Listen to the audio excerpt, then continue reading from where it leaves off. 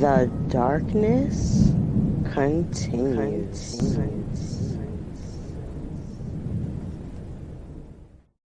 Open your mind. Dark exodus.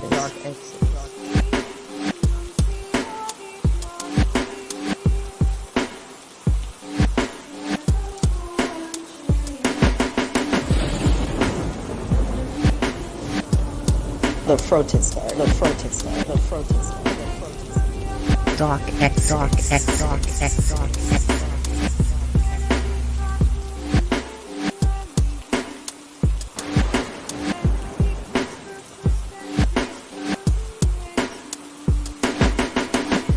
Open your mind.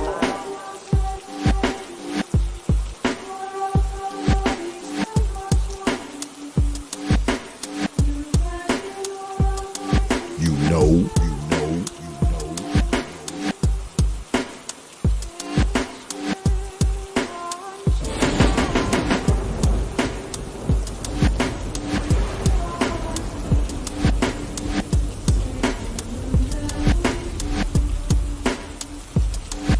Yeah, X.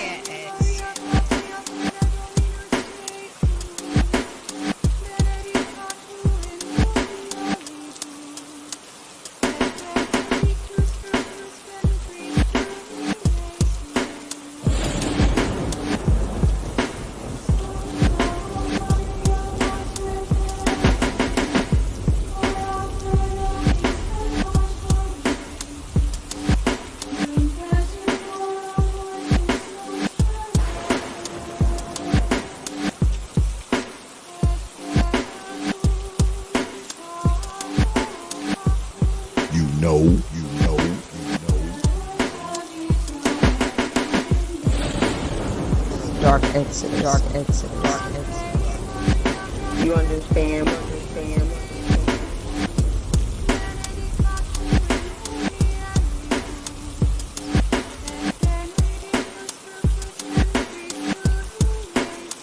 Yeah, X.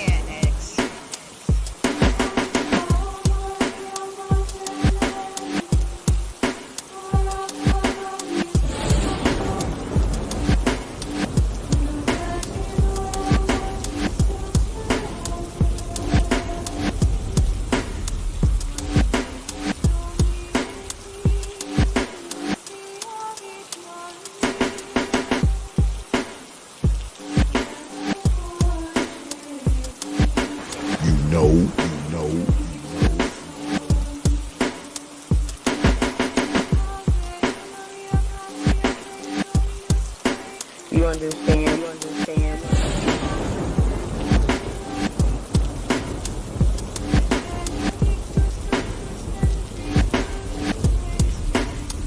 Open your mind.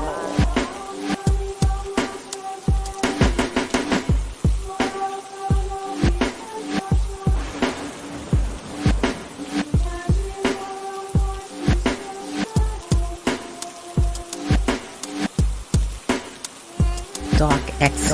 Yeah, X.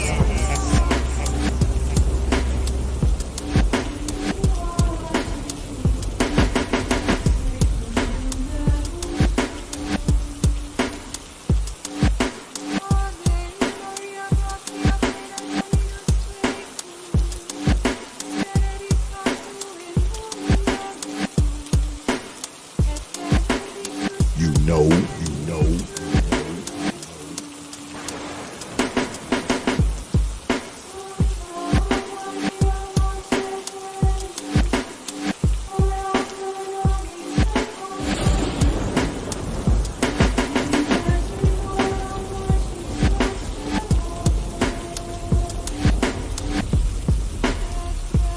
You understand?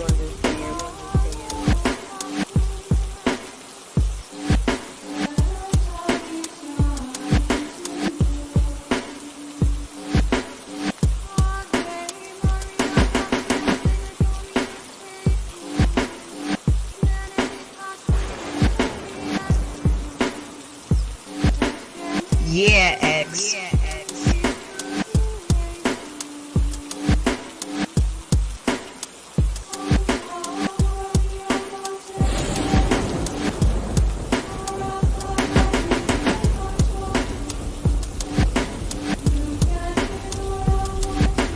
Open your mind.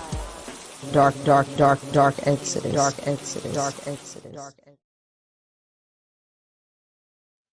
And peace, folks. Welcome back to another edition of the Proper Thought Series right here on the old T.P.O.T. YouTube page. I'm your host, X, of course, but you knew that already. That's why your black asses are here. Tonight, we're switching gears a little bit. You know, we're going to talk some Africa. Mother Africa. Yeah. But before we get started, as always, I always start the stream out with thanking you, good folks, for your likes, your shares, your views, your subs, and of course, your hard-earned pennies, nickels, dimes, quarters, and 50-cent pieces. Because I realize you don't have to do it, man. You don't have to watch these damn videos. You don't have to show up to these streams. You don't have to sub. You don't have to like. You don't have to share. And you definitely don't have to drop your hard-earned coins.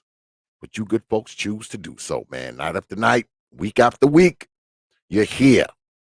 You could be anywhere, but you're here. And I want you to know, man, I don't take you lightly. I never have, and I never will. I'm humbled. I'm honored. I'm thankful. And I'm appreciative of you good folks. And that's the good folks who hang out there and good folks who hang out up in here. All right.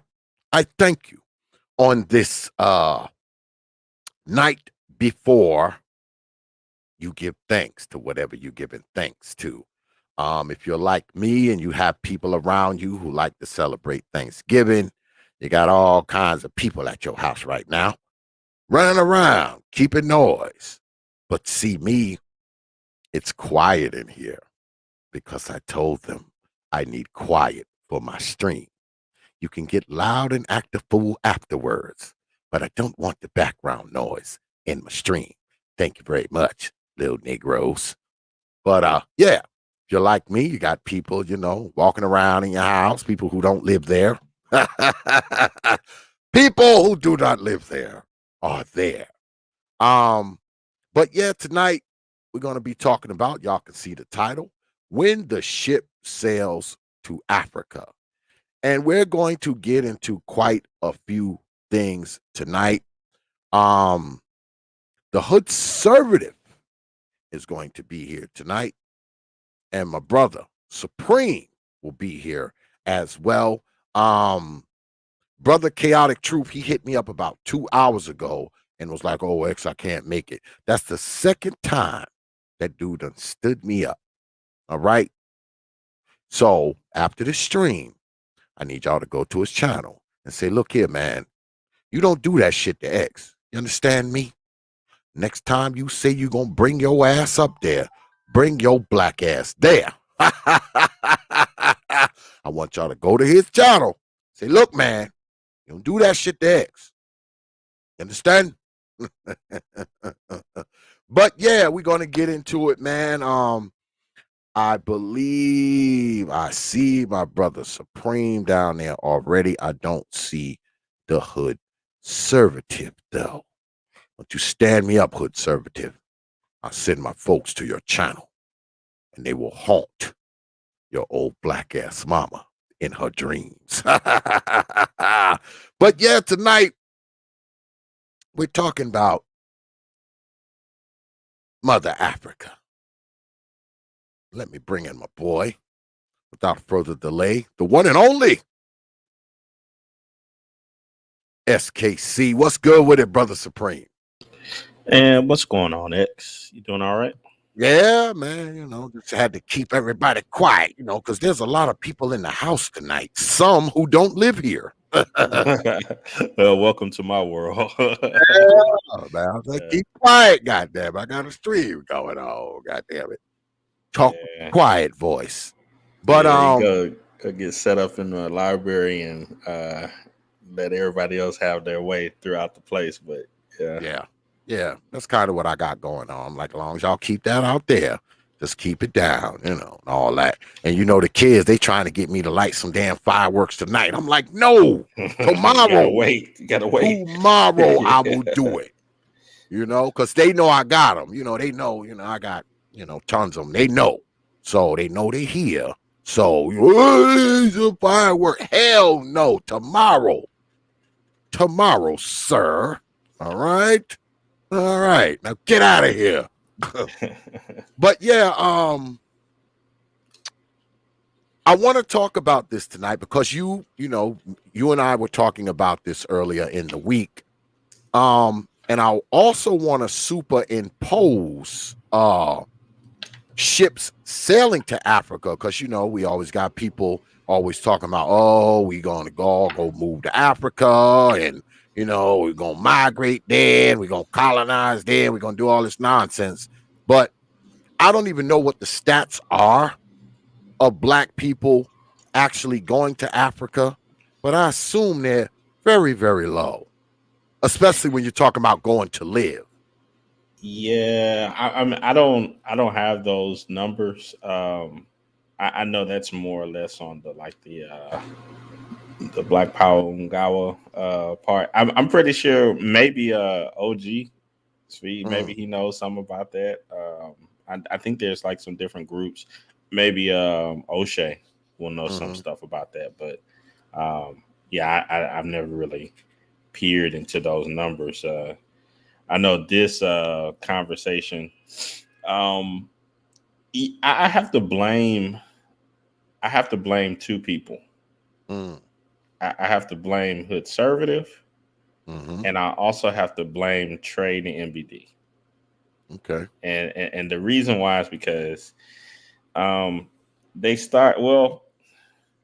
They started this whole thing about the mythology, the mythology series about just um different things that started with Yakub and so forth, and it got me to digging in my library, and I was looking at this biography of Africa, and I've had this in my library for quite a while. It's from a guy named John Reeder, but so I started to look because I was just interested in certain parts of history that gets to. I think a lot of tales get told, and so I wanted to look deeper into portions of the history and look at reference material. And as I was looking through stuff and finding little gems of things that I wanted to share in my own community anthropology series, I came across this little nugget of information about shipping and the coastlines of Africa, almost like a little geography course. And I found this in a reference um, that was in Tom Sowell's Conquest and Culture. And I don't want to ruin all of it. I'll wait for maybe a conservative to come up because I think he said he has about 5 minutes. But I got a small little section of video. It's probably a minute to a minute and a half long, and it shed some light on current stuff, and then also myths of the past. Because this little geography nugget, it puts to shame a lot of old myths um, about African exploration of the past. I'll just put it that way. And so I don't want to give too much away without the other person being here in order to kind of give some insights on what he thinks. But I think overall, I think it's important to look at things from I would say I hate to use the word, but it's like from an educated viewpoint, and try to show how things got from A to Z. A lot of times when you look at some of the writings of old that came up in like the 60s and 70s and 80s about the Pan-African movements and some of the history of Africa, and then also things that have to do with, as they would call it, Pan-African culture and slavery and all the things that are involved with that, as well as knowing oneself and things that have to do with South America. Yeah, okay, those things may sound good. They may sound empowering, but only makes sense to, okay, let's put together the tiny details that are required for those things to be true, and let's see what happens. So I don't want to hog the mic. I see Conservative up here. Maybe he wants to interject some things before I dig in, but yeah, I'll pass it. Well, not quite an interjection, and shout out to everybody listening. Thanks for having me up here tonight, Brother X. And how you guys both doing tonight? Doing well. We're here. Right, I know. Nice and full. What you got? Yeah, what you got? Yeah, what you got, man? What you got? Well, I remember having a discussion, because I kind of wanted to just sort of dovetail off of what you were just talking about.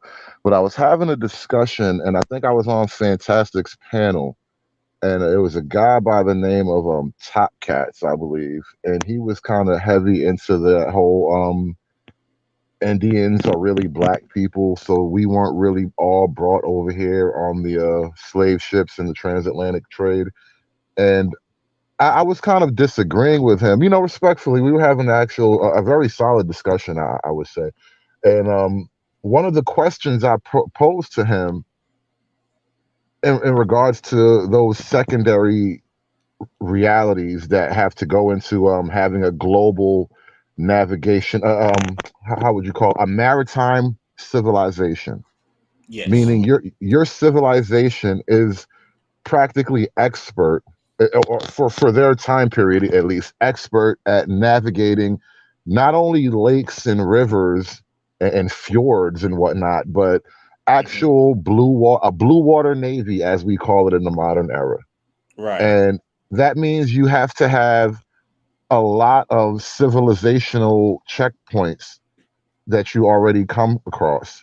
For example, you have to have a certain amount of agricultural civilization just to support the population, because you have to have a certain, unless you're like an island people already, you kind of need a certain amount of population that you could kind of expend a few guys to even figure out how to make boats. And so once you get to the population level, now you kind of need to actually have, I would argue, some kind of I don't want to say woodworking, might be too loose of a word, but some sort of craftsmanship already established. Yeah, you're right. You're hitting right in the area of Conservative. There would need to be a level of woodworking, and then the ability to create not just light river stuff, but seaworthy vessels. Yes. Right. And that comes with like you were stating earlier about the population losses, because over time you're going to have failures. So you're going to lose people to all kinds of stuff. Yeah, and you would have a start to build a culture of maritime behaviors. So I'll give it back to you, man. Well, you need all these things in place, and one of the questions that I posed to Top Cats, and I didn't quite get an answer, although he did tell a tale that was intriguing enough that it satisfied my base curiosity for the moment, but it's still a tale. But the question I posed to Top Cats is, how is it that if we had so many like maritime African civilizations all over the place, where is the evidence of these civilizations? Meaning, you can find Viking ships from what 1,000 years ago. You know, I'm just throwing that rough number out there, but you can find old Viking ships that pop up, you know, even in the New World, so to speak. They got Viking ships that pop up in Nova Scotia. Hell, I think they find Roman ships as far south as Brazil. Hmm. Yes, Roman ships as far south as Brazil.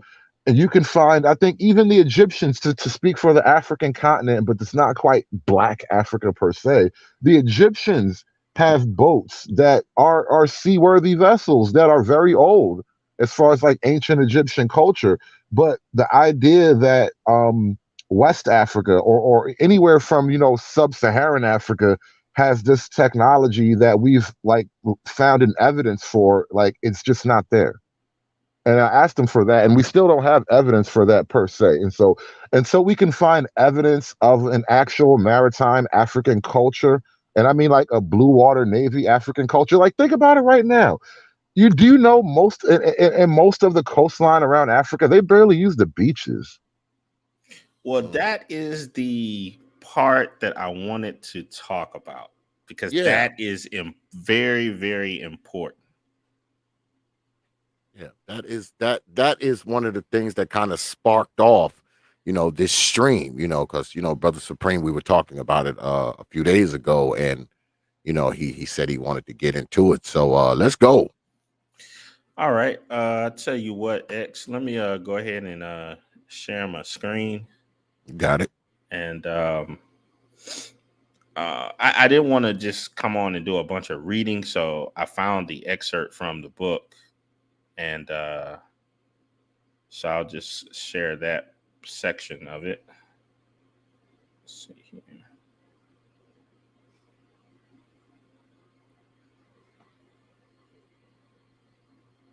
Alrighty.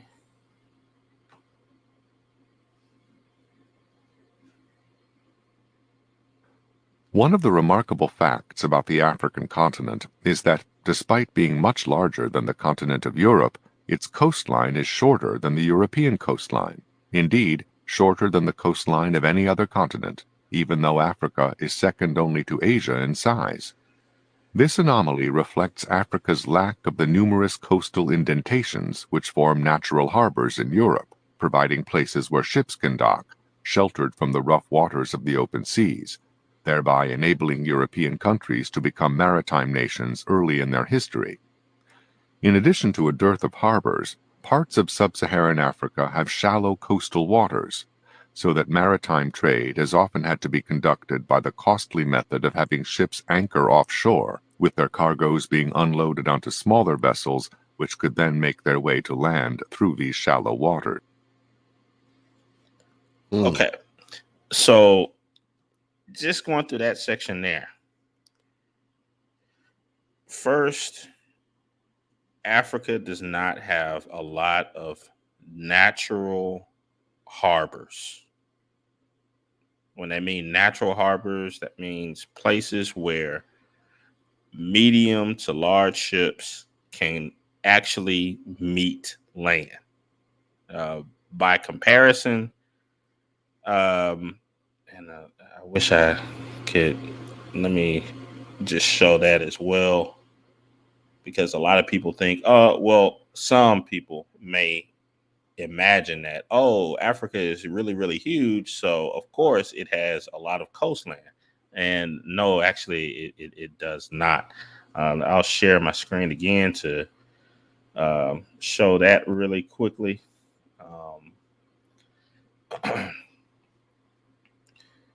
countries with the longest coastlines. Again, Africa is huge, but it doesn't even make the top 10 list.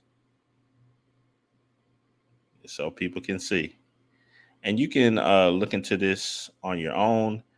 Also, another reference that I used was the UN, because it talked about they talk about maritime trade in Africa. And one of the issues with Africa is, even to this day, that it makes up a very tiny percent of, so far as maritime trade. And a lot of that has to do with not having the the old cultures there that started in maritime trade. So, yeah, it's not a port friendly country at all.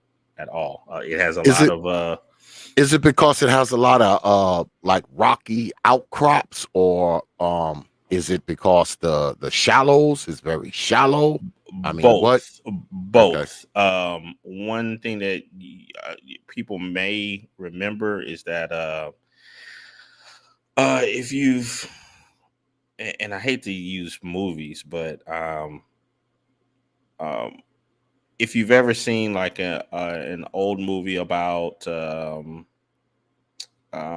what do you call that, about shipping and maritime and old school boats and ships and whatnot. In some places, because countries would have shallows, or certain places would have shallows, they would have to anchor the main boat out uh, in the sea, and then Hmm. send several smaller boats to and from the coast in order to get cargo, in and out. Well, Africa has a lot of those, a lot of those. It's they don't like it, it was stated in the book, and also if people want to look it up for themselves, they don't have many natural harbors. So, and this is at a time when, um, before it was, you had construction and all that type of stuff where you could build artificial harbors. And this is way before all of that, of course. So natural harbors were needed in order to create maritime trade.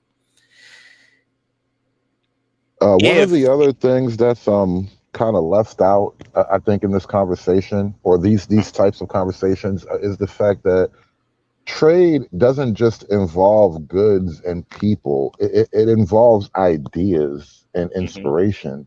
And what happens with populations like this who are relatively isolated is and it goes both ways. You could have a population in Africa that's let's say landlocked, and they could have all these weird technological advances and then get wiped out by a plague and all their ideas died with them.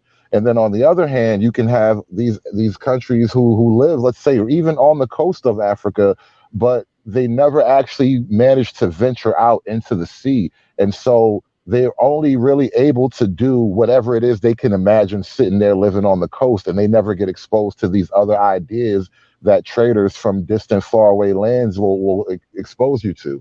The experience of knowing there's a strange type of people that come from another place far away, it sets your mind on fire, and that sets all kinds of other conversations up in your population now. And so without having these things, there's a certain lack of dynamism in the cultures themselves that you suffer from these kinds of isolation. And infancy skills raises a good question, because I hear that a lot. Where this is actually what caused me to research that section when people bring up the Olmec statues in Mexico. So just to work your way backwards, to deconstruct or de-engineer that issue, then you have to begin to ask, okay, well, if those people are from Africa, well, then how did they get there? And then you have to start to look at maritime, ocean, you know, ships that are able to survive vast ocean trips. Mhm. Okay, at that time of what you're talking about with the Olmec statues, all I'm asking is okay, just show the African tribes that were able to build ocean seaworthy vessels. Mm. Unless you believe in Pangea, right? Because they said many, many eons ago, I don't know how many years that is, that all the continents used to be connected. It was just one big continent, and people just walked places, and then the continents separated, and that's where they ended up living. Now- Well, I mean, even if a person wants to use that, um, that thought process, you're talking about when you talk about Pangea, then you're going back billions of years, yes, billions. yes. Now, the statues that they're talking about, you're talking about a few thousand years old. Hmm. So you're saying that statues um were able to last billions of years? I mean, Maybe they and just started to build them 1,000 years ago, 2,000 years ago, No, they would have possibly. eroded away by now if they were really that old. They would have been nubs. These Olmec heads would have looked like thumbs after 1 billion years of erosion. So it's hard to really imagine that time span. There's another question that I would pose to the people, and this is a relatively pro-black sort of line of inquiry as far as the Olmec heads, but they never really tell you that if you look at the totality of what's called Olmec culture and all the artwork and especially like the statues, so it's like relatively humanoid figures. Um, they don't all look black. Some of them look quite Asian. And as far as the black looking Olmec heads, we're looking at a stone relief here. So why aren't they Polynesian? I mean, Mm. why aren't they South Indian? There are several I don't know, races, ethnicities of dark skinned people who are not really African black, and it's a little bit of a stretch to say that those guys are automatically black Africans. I mean, they could be. Nobody really knows, and I'm not saying I have the last word on it, but I think it's not fair to just assume the one possible explanation that makes you feel good. yeah. The other issue that I found was doing some research on that whole thing about the Olmec. Some have stated on the back of the statues that the braids represent this conjunction between Ethiopia and Egypt. And I'm like, okay, so if that is the case, then you're forced with two issues. And this is taking out the whole Pangea thing, just Mhm. you leaving the earth as it is now. Then you're saying that those individuals either transverse the Sahara Desert, went to West Africa, built ships, crossed the across the ocean or the Atlantic, and then went in and somehow settled in Mexico. Or you're saying that those individuals from Ethiopia, Egypt,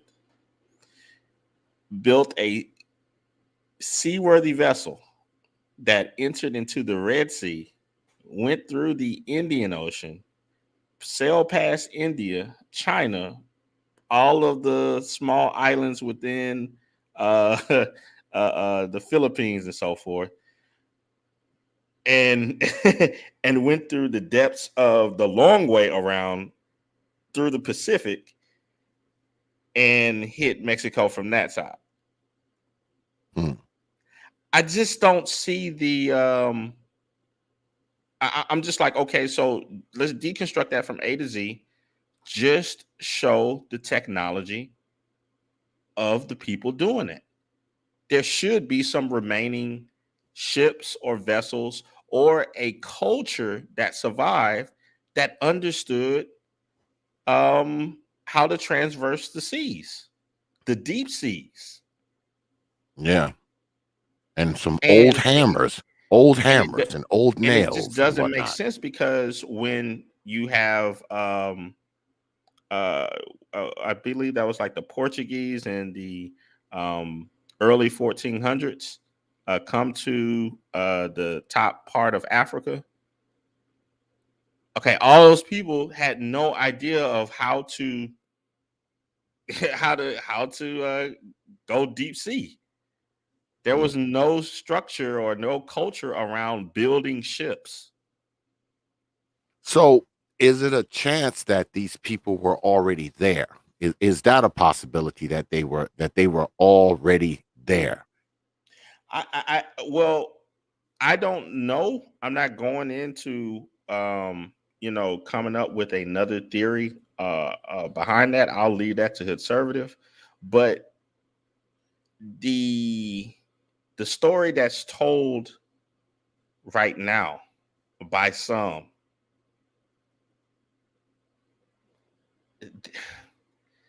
a lot of the details that's required in order for that to occur aren't meshing up. There's no For them to evidence be for it. for them to be already there. Well, no, for them to have come from Africa. You're talking about the other side of the planet. Right. Okay. Now, there's something else that, and you have to sort of get into that quasi historical field, Atlantis research and whatnot. But there apparently is some loose evidence that there may have been a very ancient prehistoric global maritime civilization. That's where there's like pyramids all over the world on in South America, as well as on the other side of the ocean. And so there's maybe an argument to be made that human beings as civilization, as a global civilization, we were maybe more advanced than we really could understand today. And it totally stands to reason that there could have been some black people caught up in the mix, even some black Africans caught up in that mix. It doesn't necessarily say that the locus of all of this activity was the continent of Africa, though. And that's kind of the mythology that gets fed to us, is that the world was somehow African. And it's a weird kind of blending of reality and I don't know, desires. Yeah, the reason why I say that is because you think about those isolated places, right? Let's think about the Sentinel Islands, for instance, right? Those people over there are black, all right? There's no denying that they are black-looking folks, but they're on this island, and this island has been virtually untouched by modern civilization. You can't even go on there. They'll kill you with their arrows and spears, all right? That's how primitive they are. So how did they get to that island? How did they get there? One, sea levels were much lower, I guess you could say. 10,000 years ago, before the Great Flood, as we call it. But the ending of the Ice Age, in historical terms, the ending of the Ice Age is when there was a lot more water introduced into the world, so the sea levels rose. But before that, it was a lot easier to just walk from one part of the world to another. And frankly, small boats could have done a lot of the help. I mean, I've done a lot of helping, not necessarily ships, but just small boats. Okay, small boats. So is it possible that people from Africa, because you say the sea levels were lower, right? People from Africa didn't build big, old, gigantic ships. They built small boats, small, I don't know, rowboats possibly, and went to these other places and start to populate it. Is that possible? That Some the sea some level was places, lower. some places, but not the entire world. That the sea level was lower. Yeah, that's what Brother Conservative just said. He said the sea levels were lower. So, because I was asking about the Sentinel Islands, everybody know, the Sentinel Islands. Everybody, they're like beyond civilization. They're literally still wearing banana leaves over their genitals there, Oh, and yeah. and you can't go there because they'll kill you. Oh, yeah, yeah. Well, I can understand if if the sea level was lower to a small percentage, that would affect Not a small some like. percentage either. Not I don't mean a minimal lowering. I mean a drastic difference in sea level. So when like the ice age ends, Uh-huh. all the ice that's trapped at polar opposites, the North South Pole or whatever, Hmm. we're talking about thousands of cubic feet of water that just gets released into the circulation, and so it raises the sea levels by miles. So ocean coastlines get pushed back by miles. Okay, yeah, I can give you that. I can give you that. But I'm talking about so far as I still don't think that would suffice. That would make sense when it comes to the formation of certain islands and so forth. But um when you're talking about seafaring travel, I mean there's still just huge amounts of ocean, even if you account for that. Yeah, it, small rowboats would not make it across the Atlantic and the Pacific, even if you took No, a mile or two. It's like no. not at all. And I never tried to make that argument. And X sort of raised the proposition. And look at the dispersion of quote unquote dark people, right? Hmm. Out of Africa, there's a very thin line that essentially hugs the coast from the Middle East, and not even quite the Middle East. We're talking about like India, the southern tip of India are the last remnants of truly black people. We're talking about like in Sri Lanka, the Tamil people who are darker than some Africans even, which is amazing. But they've got like white people features, facial features, bone structure, but black skin. It's interesting.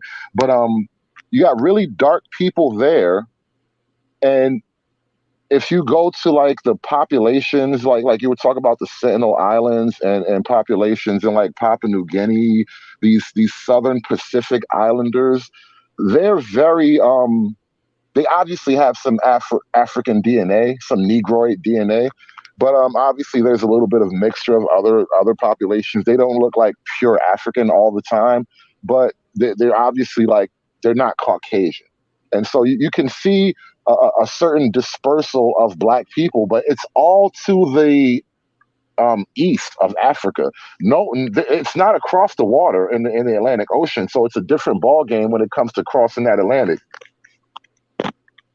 And I think, and so when I'm making the argument about sea levels changing, it's very conceivable that black people walked out of Africa, mixed with other people, created whole new population groups and whatnot. And then there are still, pockets of really dark people in certain places because we were able to walk and maybe island hop a little bit, but that's not evidence of maritime culture. And that's a huge difference in cultural capabilities. I like Big Mac the Fisher's question when he said if people can build things like pyramids with the mastery of astronomy, why can't they build a ship to master ocean navigation? And that Oh that yeah. that makes perfect sense. It really does. However, when we look at um, the history of Egypt, one thing that we can tell for sure is that they enjoyed making records of their conquest and their abilities. there are no records of building massive amounts of ships, crossing oceans, and learning about different groups of people at all. There's not even, you don't even find uh um large vessels that would be seaworthy in their ruins. Mm. So it's like, just as we could expect to see other things that they kept within their pyramids and other stuff, so far as, you know, sarcophaguses and other things that they were known for, papyrus and so forth, then shouldn't we see things that have to do with shipbuilding? I mean, massive shipbuilding, not stuff that could navigate to, you know, to Ethiopia or something like that. No, stuff that was able enough to be able to handle, you know, 20, 30-foot waves. We don't see any of So, that. so what do you propose, brother Supreme? How did those black folk get to those places? How did they get there if they didn't go by way of ship? Well, all I'm saying is to make the assumption that these people, in order for them to had built these statues in Mexico, that they automatically had to come from Africa. I think it's just I don't know. I think that's a bad argument. And if it wasn't a bad argument, then you would be able to prove what seafaring nation they would have come from. Hmm. That actually is a good point as far as the logic of the proposal here. So if there is an African civilization in the Americas, but all African civilization starts out in Africa, where is the corresponding African civilization that sent them there in the first place?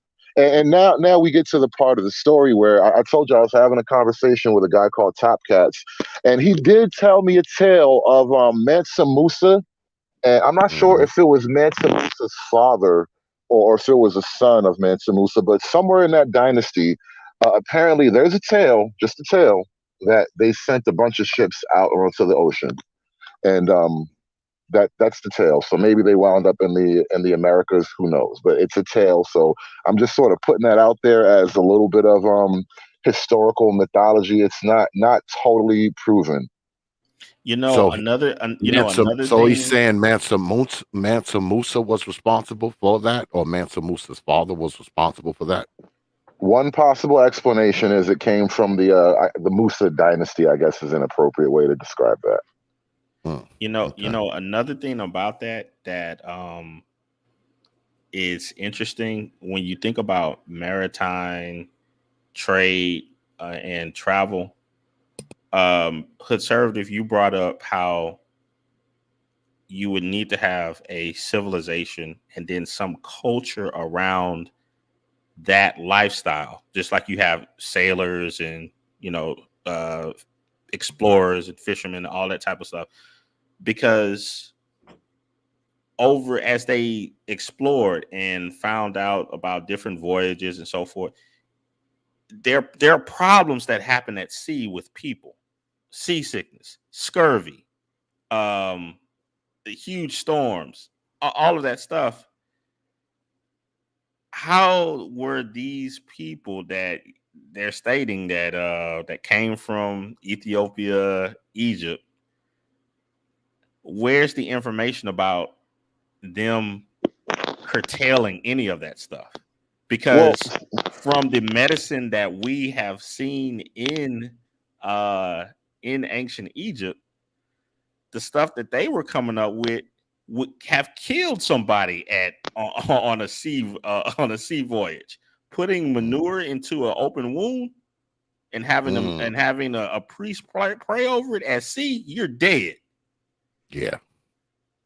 well, I mean, I think you would be no dead. comment on that. I think would you would be agree. dead in any event. But Well, there's something else I think we have to interject. As long if people are going to keep mentioning Egypt, and I hate to break it to people, and this hurts, the pro-blacks' feelings, but Egypt, as we understand it, as we commonly understand ancient Egypt, it wasn't necessarily a black sub-Saharan population. It just wasn't. There may have been black people in the mix, and as if I'm not mistaken, I think southern Egypt, like Sudan, Nubia, they invaded and actually took over for a while. So there was some even black rulership possibly in Egypt. But the idea that the totality of Egyptian civilization is equivalent to sub-Saharan Africans is just false. Another issue that used to happen at sea that explorers had to account for was the use of barreling to store water, because you can't drink seawater. It's like No. these are just basic stuff that you have to have some sort of storage of water. And no, the camel skins over in the sea, that it's like that's not gonna work, man. You got to have massive amount of water, fresh Yeah. water. well, Yeah. what I would ask is, again, who's to say that now? Also, I believe that when we're talking about seafaring and things of that nature on the western continent of Africa, yes, like Hood Saver was saying, these are Western African people, and we also have to consider that Timbuktu predated Kemetic civilizations, predated Egyptian civilizations. So I would be hard pressed to not believe that an advanced West African civilization, advanced for their time, could not make a seaworthy vehicle. What's the dating on Especially Timbuktu? Say again. What's the dating on Timbuktu? Like I, as a I civilization, when did the city first come into prominence? well, I don't know the actual date, but I know the Egyptian dynasty was over thousands. Was definitely over. It was definitely over 100 years old. But Well, on the entire continent of Egypt Africa, goes back far, bro. yes, A long, yes, long time. yes, but it's in the northeast of Africa. So on that huge ass continent, who's to say that you don't have other advanced for the time civilizations? And we all know various Kemet predates Egypt, right? We know that. Well, we So don't know that per se, because Kemet is actually the word for Egypt. It's just not what people say anymore. But Kemet means Egypt, so I don't understand what you mean per se. well, yeah, Kemet means Egypt, but in Kemetic civilizations, I'm saying that the ones that existed in parallel and prior to Egypt. Because even as great as what Egypt is, you still have civilization. Like that's the most noted. That's the one that we're taught about the most. That's the one we can get the most information from. But there were civilizations in West Africa. Do you not think they were fishermen or whatever else they did? And we I'm also not got saying they weren't civilizations, but they weren't necessarily great civilizations in the sense of like Africa is called the cradle of life, but the Middle East is called the cradle of civilization, right. and meaning that great cities seem to be started over there. And so when we talk about what was happening in West Africa, I don't know that we're talking about the same thing here. All right, so if there was a great civilization in West Africa, who did they trade with? Because you mentioned they had contemporaries, so you have to actually name the primary and then name the contemporaries that you have evidence that they had trade with. They had to have some kind of intercourse with each other. They had to have wars, trade, even what do you call it?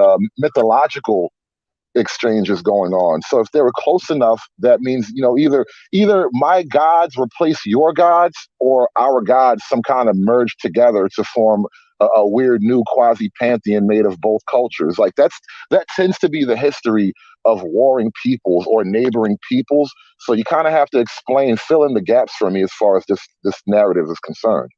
Well, I think that Western African civilizations are far enough from Egypt just to to not only consider Egypt with the ability to travel to the Americas. We know that everyone who did travel to the Americas used the North Atlantic currents to navigate back and forth to make things easier once they had knowledge of it. But Well, in it, there's a major problem. Major problem. what's that? When the Portuguese, when they came down to and started to engage in trade on the Gold Coast and then also the Slave Coast, Benin and Nigeria,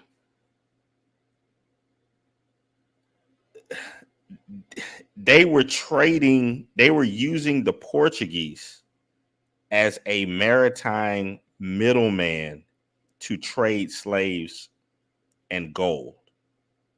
And the reason why they needed the Portuguese is because the Portuguese had the ships to do it. They didn't. That this is stuff on record in Benin and Nigeria. So if they didn't have the ships to do it during the round between 1450 and 1535, which these records are coming from, how were they able to traverse the seas before then? Well, this is civilizations come and go. And I'm not saying this to make some straw man argument about it. But if we date the Portuguese and West African trading during the gold era at that time, we can't discount what I feel is evidence of an Olmec presence in South America that was way before that, 1,000 years ago, before that. So, it's just this, and more so as a student than someone who would stand up and say, hey, this is how it is. I question because to me, it looks like it's an obvious African presence in South America with these effigies, statues, and structures that are built out of stone. I don't know, ships are made out of wood. I don't know, maybe at the time, whatever collapsed or whatever they walked away from, who knows? But to me, it seems like there's an African presence there. And I don't think that when land bridges, at the time that people walked using land bridge during the ice age, that the type of structures, okay, I think that there's some manner of advanced civilization that would do these things, build these structures. And the evidence that I see are the things like the pyramids that are in Egypt, the effigies and statues of the African presence.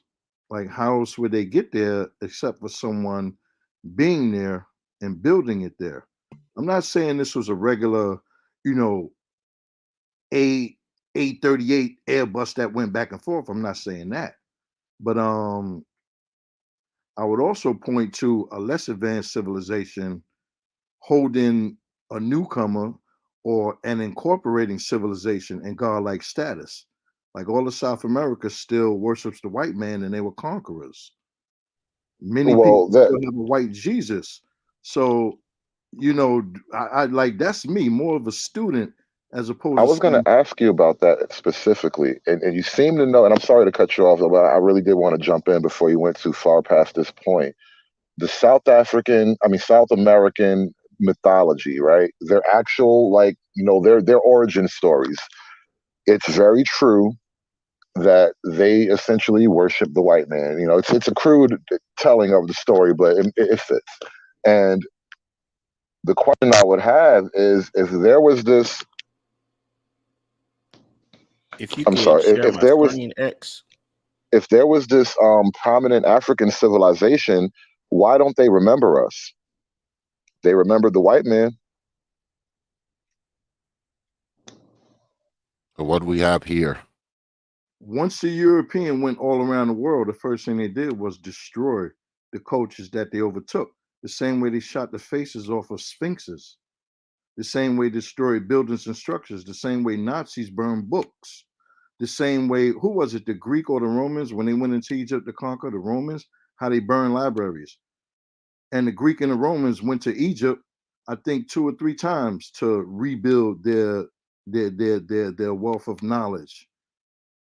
So it's Well, the same way, conquering art. Like what's well, you saying? well, We still isn't there have the a stories though. but Say Their isn't again? there a stories aren't burned. consensus? Well, they are. Isn't there We're But talking. isn't there a consensus that all life began in Africa, right? We have that consensus, right? That all life began in Africa, right? So Well, not quite. everybody who's on this planet somehow came from Africa, right? Right. No, even that's up for debate. There's a completely different hypothesis on the table. It's just not discussed because everyone's kind of on one track, and you're not really allowed to break off this track. No, no. People who are in the field of archaeological study, when they find things and propose hypotheses that are far outside of the norm of the out of Africa theory, you kind of risk losing your career. So it's a difficult question to say that it's a lock as far as we are 100% certain everything started in Africa. It just is. No, it's a story we all been told, but it's not scientifically 100% conclusion yet. Hey, the reason being is because there's so many different forms of humans when we go back, past like 10,000 years and those different forms of humans came from different parts of the earth. And as we know, like Homo erectus, Neanderthal, and a couple of times humans were wiped out. And in the end, most ages were one. We don't understand any of that. Basically, You're fading in and out. You're fading in and out. We can't am I understand bored? any of that. Yeah, Right. bad. Let me see what gets better signal.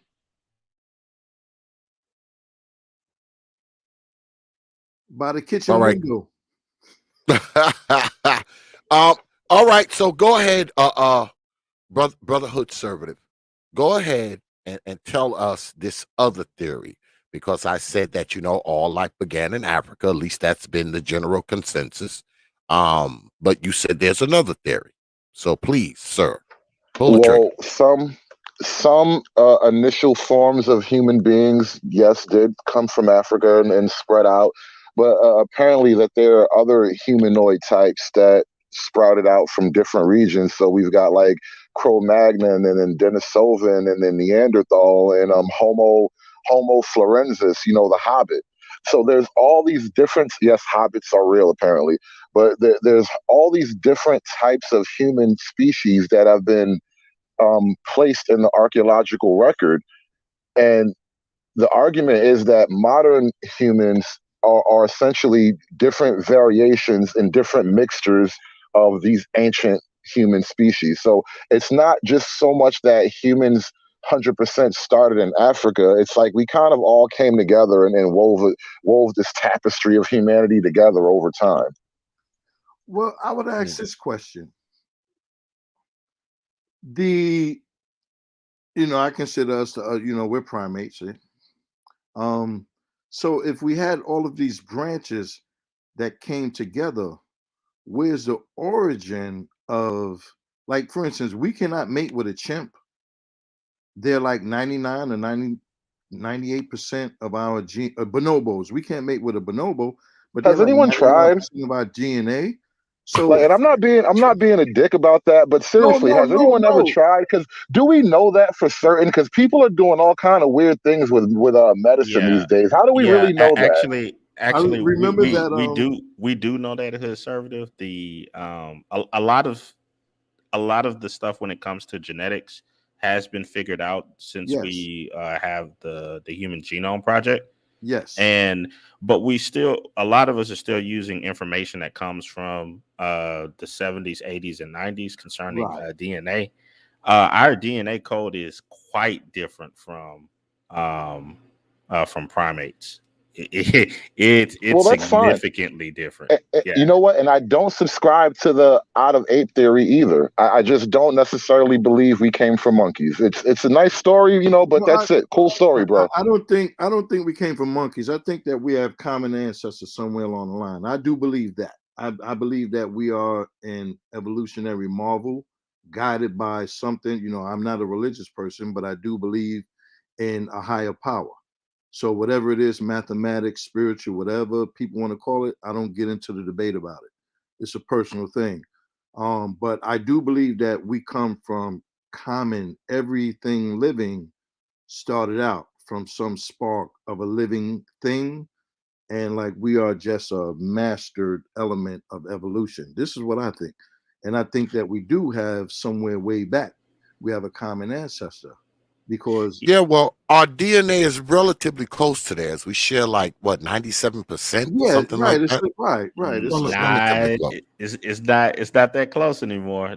Oh no, what is it, SKC? No, what is it? Okay, so back in the 70s, it was stated that it was 99%. Then in the 80s, it became 93%. Where we're at now, they've dropped down to 81%, and they are learning new details about how certain parts of um, certain DNA alleles, how they interact with one another, and how some turn on and turn off and whatnot, and that completely changes how to compare DNA amongst everything. So back in the day when they used to say, "Oh man, there was, we share this amount of DNA with the banana and all this." Well, that whole structure of comparison, they have found that's completely wrong. But now you're going into that's the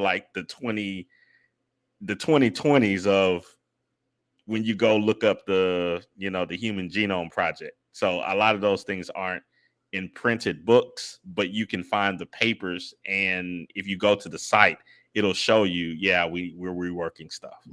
I was watching a National Geographic series, maybe more than a few years ago, where they were tracing the Genome Project, taking DNA samples from people all around the world in an attempt to track what they thought or hypothesized was the Great Migration out of Africa. So that was pretty interesting to find that not only did they find this African ancestry from from what they've discovered to be the earliest modern human, all over the world. They also found elements of what is it? What do you? Oh man, what's you just said it? The Cro-Magnon with Neanderthal. They found that some Northern European people still had Neanderthal DNA. It's pretty interesting. But an attempt, like they said, I think the project was the Great Migration. And I'm not saying that was the Genome Project, but they were tracing the Great Migration through the Genome Project by having all these people all over the world to submit these samples, DNA samples. That was pretty interesting. Yeah, and one of the things that I just throw out there, so people can kind of understand the argument that I'm trying to put forth. This tip-in portion of Africa right here, all the way to where you have Mexico, where those statues are that you're talking about. You're talking roughly about at least 6,500 miles. Now, that may seem like nothing right now in the world of airplanes and all of that stuff, but in ancient times, that's like going to the moon. Yes, but it's also when you look at the Horn of South America, they also find the evidence of that in the northern part of South America. I understand that, but this right here, Mexico. This is one of this, even if people want to take the whole idea of there's another guy that talks about South African culture. and maybe an out of Madagascar type of thing. Okay, this is one of the most dangerous spots of of seafaring in the entire world. Going underneath this portion here between Antarctica and South Africa. Great navigators have died. Great ships that have been seaworthy during the 1900s have failed that mission.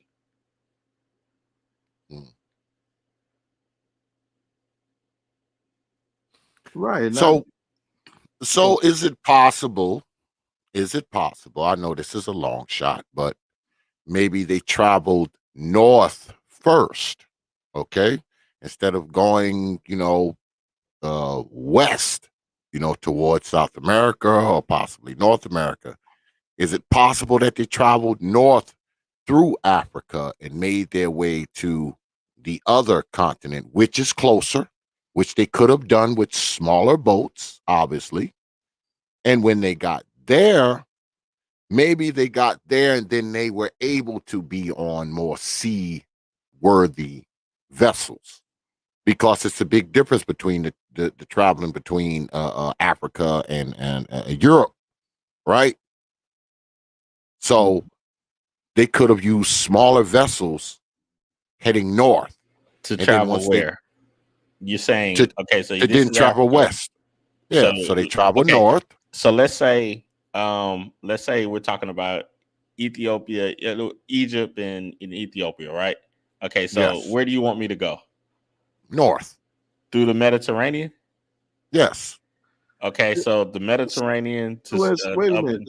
The Suez Canal. You can't. The Suez Canal wasn't built until modern times, so you can't get through there. Yeah. So and that's what I'm talking about is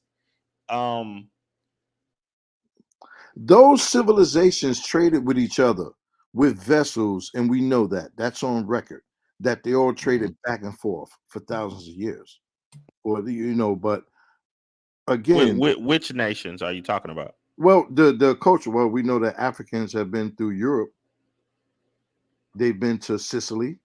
They've been to Portugal.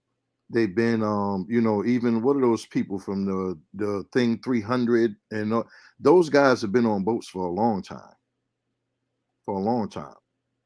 Before Christ.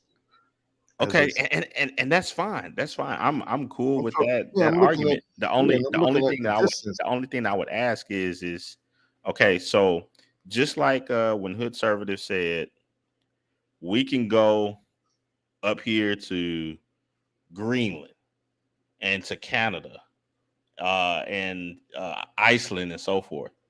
Till this day, we can find ruins of Viking boats that made those trips. The ruins are there. Okay.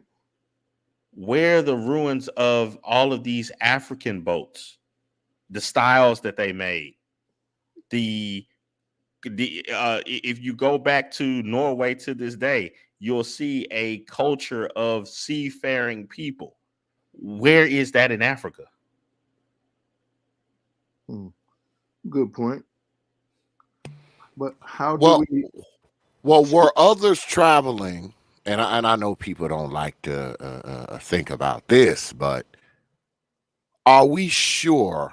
Are we absolutely positively sure that? Because we think about slavery, right? But are we absolutely positively sure that slavery began when it began? It may have began way before that, and way before that they were traveling on these seas. Hey, I didn't want to be the one to say that. They already call us coons, bro. But I mean, is it quite possible? Man, I don't give a shit. It's quite possible. No, it's quite possible that there are a lot of black people, like I said, got caught up in the mix of bigger things going on. Of course, you'll find black people all over the world at any point in history. Doesn't necessarily mean that the civilization was theirs. Yes, that's what I'm saying. Like, maybe there were slaves way before the books tell us it was slaves. All right, way before literature. It was. And those people going on. And from what if I can remember loosely, it wasn't until a certain pope wrote a decree after the war, the Spanish War, when the Moors were finally lost and left Europe. It wasn't until one of them popes wrote a decree that after warfare you can take a person into unconditional slavery, and that kind of bust open the gates for what Europeans started, the way they started the slave trade. Because before it was, you go conquer somebody, beat them up, you get them. Other places was like, you guys lose, you're going to work for me for a certain amount of time. So it was. I think you're that's another thing, and not to beat up on you at all, but this is a common misnomer from the pro-blacks when they talk about American slavery versus slavery any other place in the world. I think we kind of have it backwards. Historically, slaves had zero rights. 9 times out of 10, if you got taken as a slave in battle, there was no periodic servitude. Like, no, you might have got sacrificed to Odin or some shit, bro. Like, the idea that you just got to be a slave and things were kind of chill and then they set you free, like, no, where are we getting this? No, I don't say that all was like that. I say that some may have been more kinder to those they enslaved. That's all I'm saying. I would ask you, even where are you getting that kindness, that entire concept of kindness to slaves? Where are you getting that? Right. Kindness. The fact that to you're slaves, a slave. kindness to property. The fact that you're a slave negates kindness. That this is what I'm saying. I'm saying like brutality. Bro, they sacrifice people to their gods. I don't think we're really conceiving of the level of brutality that was commonplace in this era. Yes, they were. But from what I understand, in Roman times, some of the slaves were not treated so viciously. Some of their somewhere depending on the master, the way they treated. But yes and no. I'm not saying. Okay, hold on. Y'all go ahead. Yeah, I'm not saying all. What I'm saying again, some cases, maybe it wasn't all brutality. Maybe it wasn't. But am I to understand that all cases of slavery were just the brutality that would just like everything or whatever? I think it's a little bit of a toss up. One of the reasons why there isn't a nascent Black African population in Saudi Arabia, even though Saudi Arabia by far imported way more Black Africans. And, over time, the transatlantic slave trade was a blip in the history of taking Black people out of Africa. And there's still not a heavy Black population over there. You know why? Because they cut their testicles, bro. So I don't know that we really have a framework for judging the kindness or the softness of slavery in the ancient world. I would argue that it was a toss up. Whether if you got to be a slave for like a really rich guy, maybe fine, you had a cushy life, but for the most part, you probably got strapped to the bottom of a galleon, right? And you'd be worked to death. You'd be one of those guys who had to row the boat. Those movies was like roll and they whip them and shit, like roll faster. Like that's what a slave would have been. So right. So I don't know that you had a chance at a good cushy office job as a house Negro. No, well, I'm not saying. I'm just saying. One of the things about slavery, I mean, we can go way, way back. I mean, going back to the days of like the Assyrians. I'll bring up the pictures if you guys want to see it, but they even show in their archives of how they did their slaves. Some of them, they put chains and connected the slaves to each other with a ring through their nose to other slaves, to 70, 80 slaves at a time while they were working. So I mean, I'm like, there's even records of them, of the soldiers playing catch with the slaves' heads. So Damn. it's like Yeah, that's where no, the game. That's where the they game were soccer they comes were from. barbaric back in the day. That's where the Slavery was game not soccer fun. comes from. Right, like this idea that you had a chance that you would have probably been one of the lucky ones. Okay. Again, not. Okay. Again, not slavery, barbaric in any accord. You know, like you were saying, conservative in Saudi Arabia. I've come across info that suggests to me that they're still involved in the slave trade in the Middle East. That they're still taking Africans as slaves. Like Yeah, it's never stopped. It's never yeah. stopped. You can go to Liberia and see it right now. Another issue when you talk about slavery, when people want to talk about like soft top style slavery, go to Egypt. Look in some of the in the pyramids and the next to the sarcophaguses. They had people buried alive with them. Those were Yeah. slaves. Their slaves were buried Mm. with. Like, Hell yeah. what are we talking about here? Good life. I'm not saying good. I'm not saying okay. You all said good life. Good I life. said not being treated all the same. Buried You know, alive? so and again, I'm not saying that not being treated all the same necessarily means a good life. I'm not saying that, but yeah, I could see someone rich treating their hundreds of thousands of slaves much better than they would someone else who's in the business of just fucking digging out a mine. You know what I Mm. mean? So you know, Well, hey, well, think about this. The pyramids in themselves, that was slaves, built by slaves. yeah, slaves. How Yeah. how how how difficult do you think of a life it is to move stone through desert in the in the blazing sun You die just like day in, day China. out? Just like in China, bro, they would fucking build it. There was slave labor, slave labor. Yeah, you're talking about millions upon millions of people in order to Yeah, get that accomplished. over time. Yes, Mm-hmm. yes. But then Mm-hmm. again, but then again, like I said, if a motherfucker living in a house in the palace, I don't think his life is as hard as the fucker who's pulling a fucking big ass block of stone to build a pyramid. Yeah, That's all I'm saying. you're right about that. But those are you're talking about Very few. the very, very few. Yeah, and what I'm saying, that's what I'm trying to say. That I'm not saying all, and I'm not trying to crawfish with the very few statement. I'm not saying that.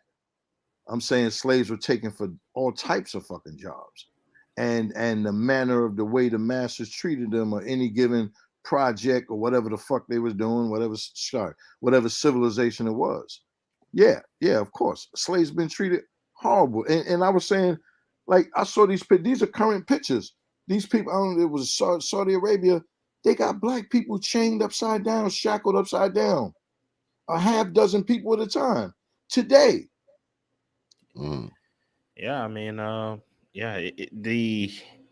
it was crazy. It was crazy. Slavery throughout time in all nations on the planet of the earth. it's It horrible. it was horrible. It's horrible. But Yeah, man. Brutality, man. yeah, it was brutal. But one other thing that I wanted to mention before we moved on from the thought about Africa, the geography of Africa. Many of the rivers within Africa suffer from um, droughts, rain seasons, dry seasons, which is why you have the great migrations, like with the animals in the Serengeti and so forth, because they are constantly seeking different water sources. A lot of other countries or continents rather, that have major river systems aren't faced with some of the geographical problems that are in Africa. Take, for instance, the Nile River in itself, huge river, but there are different portions of it where it gets extremely sparse in because of the dry seasons. Also, it has a lot of falls in it, which prevents a lot of international trade. So, to give you an example, like take for instance some of the rivers we have here in the United States, like the Mississippi, and there's a few others. but also like over in China, you have the Yangtze.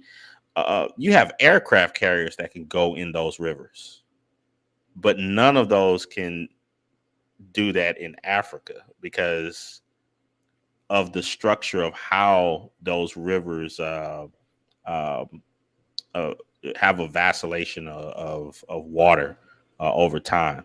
So that's another problem that back in the day in ancient Africa, that's why there wasn't this huge culture of um, even like river faring people that were creating boats for trade and so forth because it didn't make sense to. That's why you Well, had a lot of people who traveled and the merchants would carry. You have the people carrying stuff on their heads because they didn't trade things by boat and using the river systems.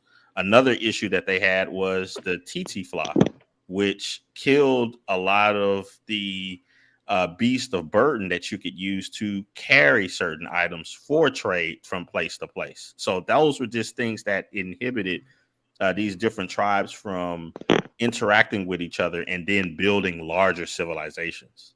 well, the river thing is actually far more critical than I think people even give it credit for. There are no ancient great civilizations without mega river systems. You can't name one ancient civilization worthy of historical note that didn't exist on or near some kind of giant river system. And Mm. and having that fresh water, with the exception of maybe like the I mean, with the Americas.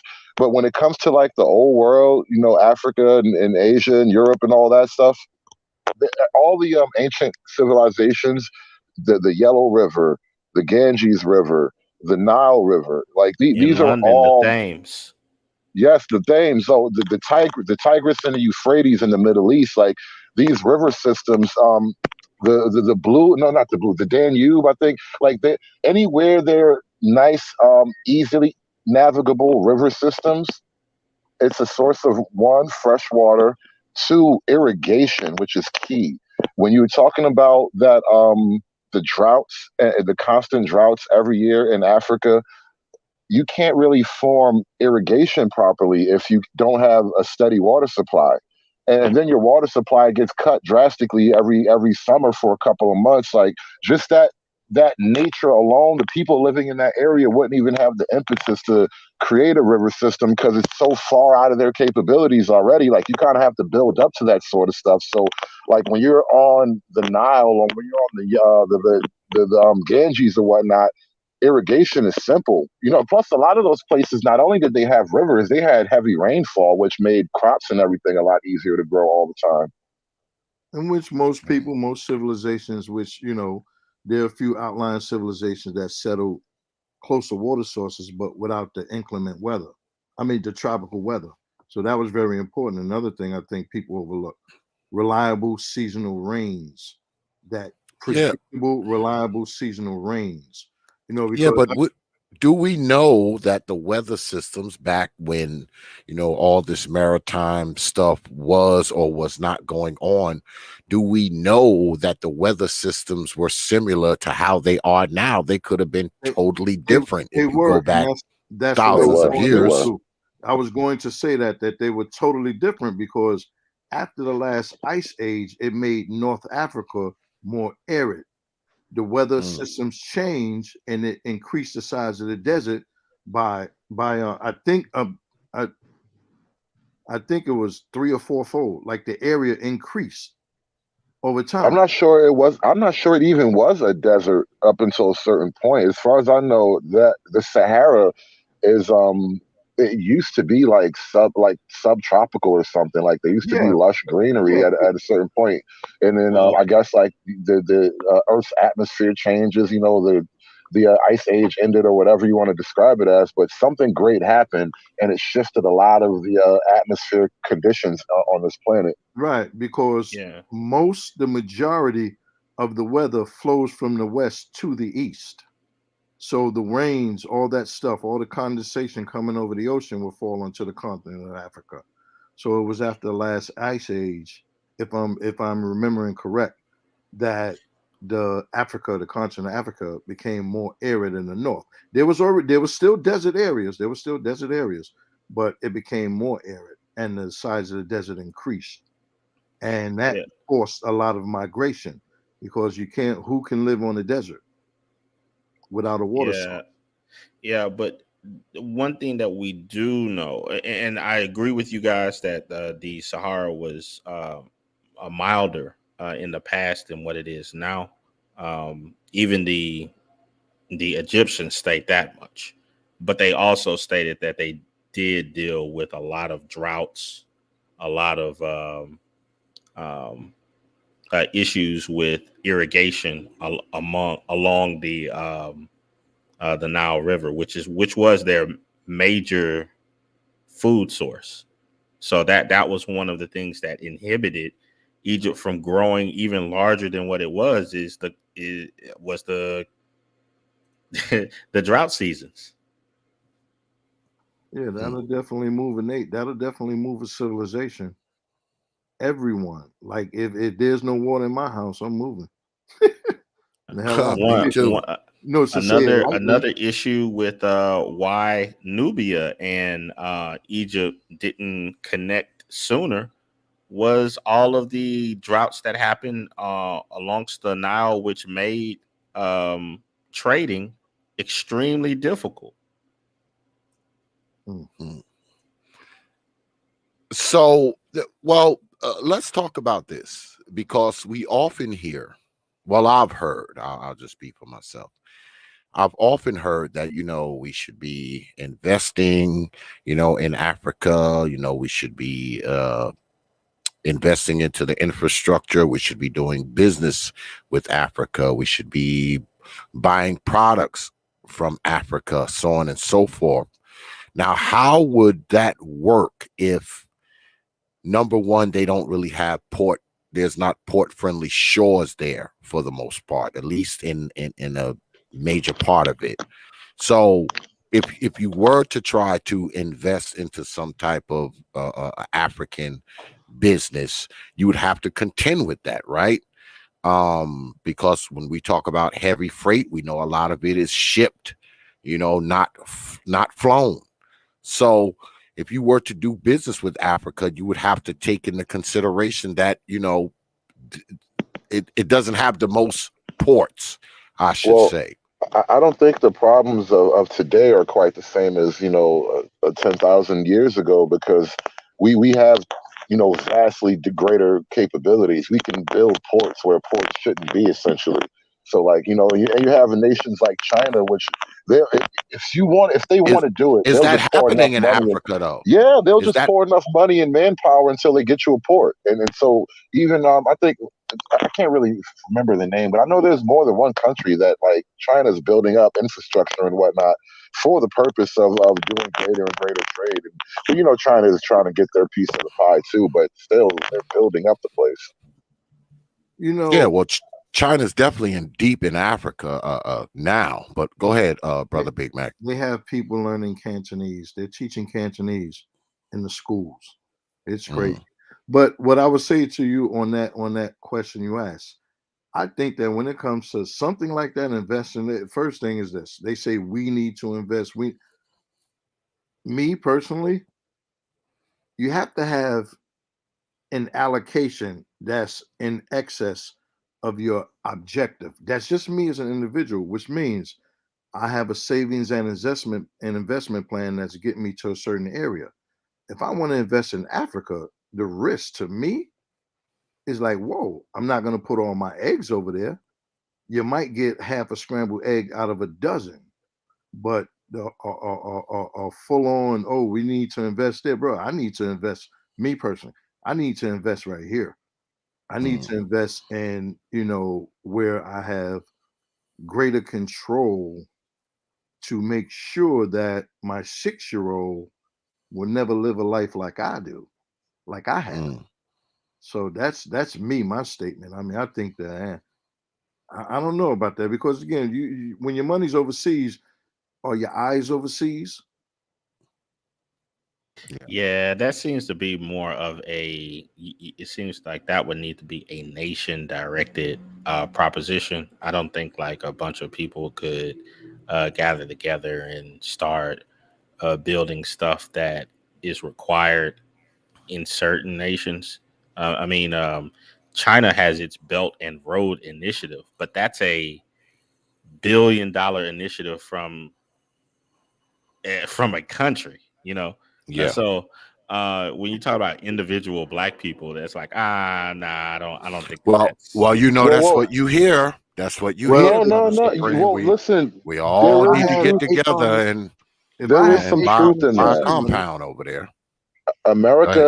America's been greatly assisted by its billionaire philanthropists. You know, you got guys like Carnegie and whatnot, people who've set aside endowments and then did certain things. So, who started this whole national parks thing? I think it was Teddy Roosevelt's the reason we have like national forests and parks and whatnot.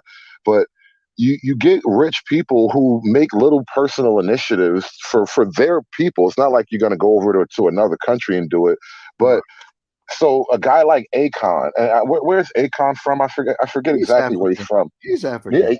yeah, but he's from a certain country, and so I know he's like went back home and started like investing in their power grid over there, building up infrastructure there. So the idea is that like if you as a nation or as a people generate enough productive people, eventually you'll get some guys who are so overwhelmingly successful they'll have enough left over that they can just buy Yes, some stuff for your country. But that's that's a one-off exactly my thing, point. but it does happen. Yeah, I agree with you on that, Hood, but there's one issue that comes along with that. You need a government behind you to not only assist when needed and to push those initiatives, but also their military to protect it. Hmm. Yeah, That's true. I I'm a fat army of one. See, now what you're kind of hinting at is a more endemic problem when you get to these black nations in Africa, which is there's skyrocketing levels of corruption and just even without corruption, just mismanagement, just government mismanagement. You know, you could kind of put all that under that umbrella of government mismanagement, and yeah, you can't run people's show for them. Ultimately, they have to sort of run it themselves and be self-sustaining. You, And I don't know how to fix something like that. you know, and then like you said, well, I think that we shouldn't even have that conversation on the table. I think that we should, as individuals, get our money to a certain level where we say we can look for other opportunities with influence. So yeah, I don't think, I don't think we have enough people to with enough money to have an amount to say that, you know what, now we need to start pushing some influence with this investment in a certain area. I think that what's Well, going on now is people are Yeah, really taking the reins of building this stuff up. That's what I I yeah, think you're kind of I talking more definitely, along the Pan African, and that was always pie in the sky. yeah, yeah, yeah, yeah, yeah, yeah, yeah. yeah. I don't think that coming from America is a solid plan because it's like you don't have the investors from America do not have the military backing in Africa. And now at that point, now you're trying to convince another country to improve itself with various things and trusting that those people are not going to be corrupt and to mismanage money and all that type of stuff. So it gets real shady. And I don't even understand why some feel the need to I guess to get involved with such ventures because uh I, Maybe you can help me out with this, You, Big you, Mag. you know, Maybe you can I help me read out a with this. story. I read a story a while back when Jay-Z and some other celebrities went to Africa building wells. You know, they kicked them the fuck out of there And because, that's what I'm talking about, Big Man. It's like, yeah, that's why I say we can't. Why I think that I don't want to offend anyone. I think it's a waste of a conversation. yeah, it's like you're getting to a point to where it's like, think about this: the, the fourth, the age of the fourth age of industrialization, right? And you're talking about helping people to get well water, and that's a challenge. Crazy. It's like come on, Yeah, yeah, that's yeah. ridiculous at this point in time. If Mm. people are gonna fight you about getting clean water and building irrigation systems and all that type of stuff, it's like, okay, man, now maybe you're just not ready for the new world. Hey, hey, SKC, what'd you ever do with that clip I sent you with the kid washing his head? You know what I'm talking about? Oh man, oh man, I don't even want to show that, man. Yeah, Oh, why? What, are you scared? Don't oh, be scared. You gonna make okay. me be the bad guy? Why I Well, always gotta be the bad I, guy? You know what? I'm Fuck it, not I'll be gonna. the I'm bad not guy. gonna Show do it. it. You want me to show that? Show Okay, it. okay, hold on. Let Listen, me go listen. dig it up. SKC will Let me go show it, dig but it up. blame it on me because I'm the one that introduced him to this shit. Because it's like when we're talking about, best cultural practices, I guess that's a very uncomfortable conversation. And there's certain realities that people don't really like to acknowledge. I remember, Well, you guys. they did let Akon build some electrical infrastructure over there a few years back. I remember back in like 2015, 2016, he was building, electrical infrastructure, solar, things of that nature. But that's the last I heard of it in like 2015, Yeah, 2016. I don't I know what's think he going made on a now. great a great contribution to a town with helping build out the solar and electrical infrastructure. Yeah, I haven't heard much about that lately too. I remember last I heard of him, he was starting a cryptocurrency, Acorn. Mm. Well, listen, Yeah, I so don't think. you can I, have lights, but no water. No well, water. that's what I'm kind of about to sort of get at. I don't think we really appreciate all of us living in the West in this day and age, especially. I don't think we really appreciate how much of a little miracle a functioning civilization truly is, and then especially to have it function at this high level that we're at. And I was thinking about this guy, Jared Taylor. Now he's allegedly, this white nationalist guy, and he's not allowed to talk in public and shit. But I remember an interview he was doing, and he told a story I'll never forget. And he really, it's weird because he comes across as this really like worldly old man who's just been around and seen a lot of shit, and he just tells stories. And he was talking about when he was a younger guy and he traveled. God damn it, there it is. He traveled through Africa, and he was traveling from country to country.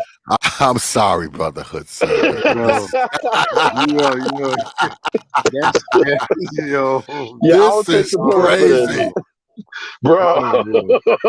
Hey, look, you know what's crazy? I have a Berkey countertop Jeez. water system, filters on the fucking tap water, and a zero water pitcher in the fridge. Ain't this some shit? Go ahead, hood servative, because it made me. You see the way the bull looked back like, what the hell are you doing back there? This motherfucker crazy. This motherfucker crazy. What are you doing back so, there, man? so Can listen, I this take a this leak in peace? Go This ahead. this this this alleged old racist white man. He's telling a story about when he was traveling through Africa, and he went from one country to another, and I forget the name of the two countries, but he was asking one of the locals, one of the black people. It was like, wow, this is like vastly different over here. Why is it like when I was in let's just, for example, let's say he was in Kenya or whatever, but why is it when I'm in over in this neighboring country, it's so much more like run down and everything. And he said, and now the African is responding to him in this story. He says, well, over there they had the benefit of colonization. the colonization never came here, so we don't even have any of the beginnings of none of this stuff. And what that kind of drilled home for me personally is the miracle of civilization and the simple fact that we kind of have to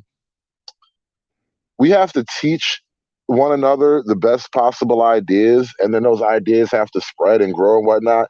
And if you never really get exposed to the better ideas and the new ways of doing things and the new technology and whatnot, you just might find yourself, washing your head in some cow piss. What? Oh my god!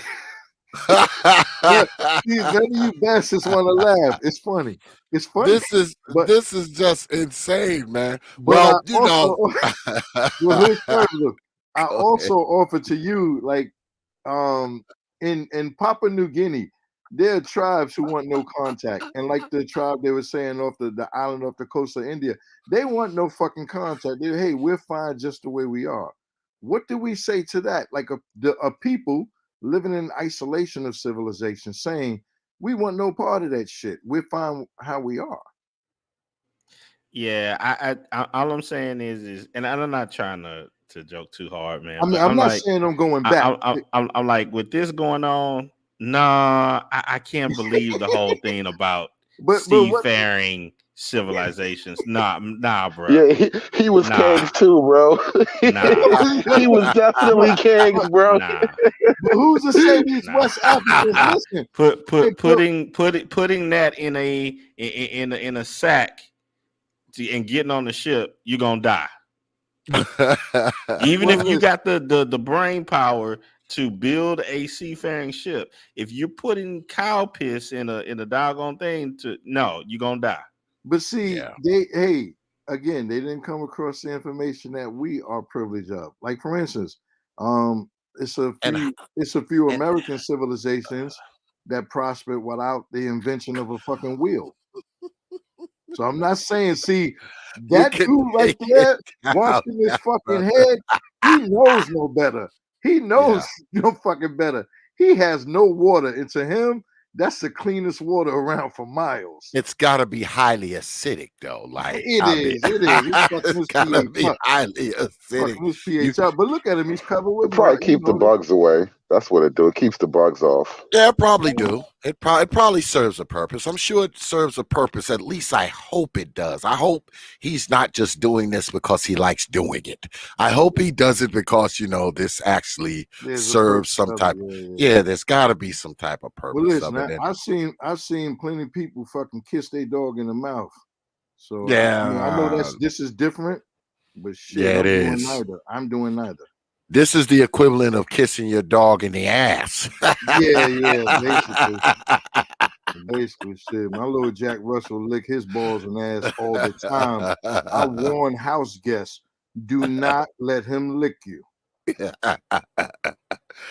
Jeez, man. Yo, just looking at this image over and over again.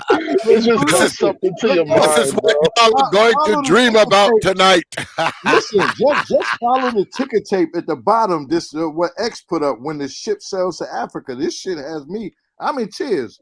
It's the ticker tape. It's in the back chat. Is it on YouTube? I mean, no, listen.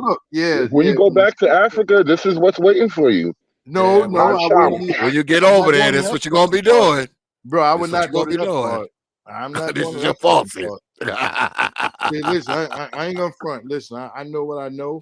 I have no desire to actually live anywhere else. My life is not so perilous that I have to up and go to another country. I don't have to be an immigrant. But I'm not going. Fuck, I'll visit. Absolutely not. I don't have any interest in living in like Africa. Like, I mean, and I know somebody. I know a dude. I've been knowing him 20 years. He's from Senegal, and he goes back and forth, like every year. And the last time he went, he was, X, you go with me. No, because you're gonna have me over there with cows pissing on my head. Absolutely not. Yo, look how many times he rubs his face, though. Just look how many times he rubs his face with it. Like, oh my God. Bro. He's scrubbing it off, getting it all in his pores. He exfoliating and shit. Like, He oh, said some of that went in the nose. Oh yeah. Yeah, Oh bro, I yeah. went to but Egypt. I'm gonna let it go now. But Yeah. it's one of the things that like take for instance and just to make it a bit more serious, the one of the I would say great advancements of the Romans, and it wasn't of course we know the road systems, but beyond that was what are those things called? Hydro. The aqueducts. Yeah, aqueducts. I'm calling it hydro. And it's like it seems to me that in Africa, if you're dealing with issues with irrigation and so forth, that would have been a significant way to improve irrigation. But in order for you to do that, you need you need a large civilization to well, get that accomplished. Yes, because we And all know. everybody here's on the same page. And Yep. that was one of the issues. That's why even down to this day, Africa has the most languages of any continent on they host a third of the world's languages because they're still divided in that way. the That thing about shows the you that they aqueducts. didn't trade, they didn't interact with each other on a large scale like that because a lot because of the geography. You ever hear like some of the guys who talk about the Moors and how the Moors invaded Europe and the black man was ruling Europe and all that. It's a certain level of mythology I should look into and do something on one day. But the Yeah, I story like to about look the into that Moors, one as well. the thing about the Moors, and because you just sort of sparked the thought. So one of the things they say, oh, the white man is up there in Europe. He didn't even know how to bathe, and the Moors, they had to teach the white man how to bathe. This is like you'll hear this every now and then if you listen to enough of these pro-black guys talk. Especially some of the older stuff. And what's ironic though is, are there aqueducts in North Africa? Because you can find ancient aqueducts, dispersed all through wherever the Romans ruled in Europe. So as far north as England, you can find ancient Roman ruins and whatnot. So their water system, their water technology traveled with them. So the idea that the people who invented and spread aqueduct technology, like it's just one of those things. Like, bruh, I don't know if that's true. Well, I don't think. See, and I've heard that before. So they say, "Oh, the Moors ruled for 800 years." I think that it was trade and diplomacy for 800 years, and maybe they had a great deal of influence because, from what I understand, they did bring like the university learning system and things like that, architecture, streets. But like ruling, I don't agree with that. I just think it was high trade and diplomacy with these European clans that was all over Europe and whatever the situation is. But I did also come across info that a lot of the plagues were attributed to hygiene. A lot of the plagues in Europe were attributed to hygiene. Like the old saying, throwing the baby out with the bathwater. Everybody in the fucking house took a bath in the same water. They didn't Mm. believe, they weren't like cleaning hands and taking weekly baths and things of that nature. No, you want to hear something nasty. Now, I don't know how true this is because it's TV, so Hollywood lies all the time. We got to put that out there. But dude, I used to watch this show called Vikings on History Channel. It's probably the best series History Channel's ever produced. Yeah, man, And Vikings is awesome, bro. did you see how they would wash in the morning, like the family bowl? Oh Yeah. God, they had a family bowl full of Yes, water. Family gold. It was yeah, a family bowl full of water. They would that's blow snot in it. They would rinse yeah. their teeth out and then pass it to the dude next to him, and he would blow his snot in it, rinse his mouth out, wash That his bro, face. that's what the expression throwing the baby out with the bathwater is. The bathwater, the most senior person, the husband, whatever, would bathe first and then would go down and rink until the time when the baby trying to wash the baby, the fucking water was so black that they forgot a baby was in it and tossed the fucking water out. That's what they're supposed to do. Oh, Toss the baby out with the Wow. bathwater is. oh Yeah, wow, I would yeah, like to it's rough. look into all of that because I just I'm finding a lot of holes in arguments, and one that um actually a friend of mine put me on to. Um, a mainstay of a major civilization um, are libraries. Of course, we know the most famous library of old in Africa. Everybody will say, the Library of Alexandria. But even when we move up into more modern times, because Africa is a huge continent, huge. Mm-hmm. When you go to a lot of these different countries, you don't find vast libraries. Mm. Hmm. It's something, right? I think, well, yeah, and again, a little devil's advocate here. I think that when a civilization reached a certain point, all of these things became like people say that necessity is the mother of invention. I totally disagree. I think laziness is the mother of invention. A motherfucker don't want to carry water. They created an aquifer. Now we know that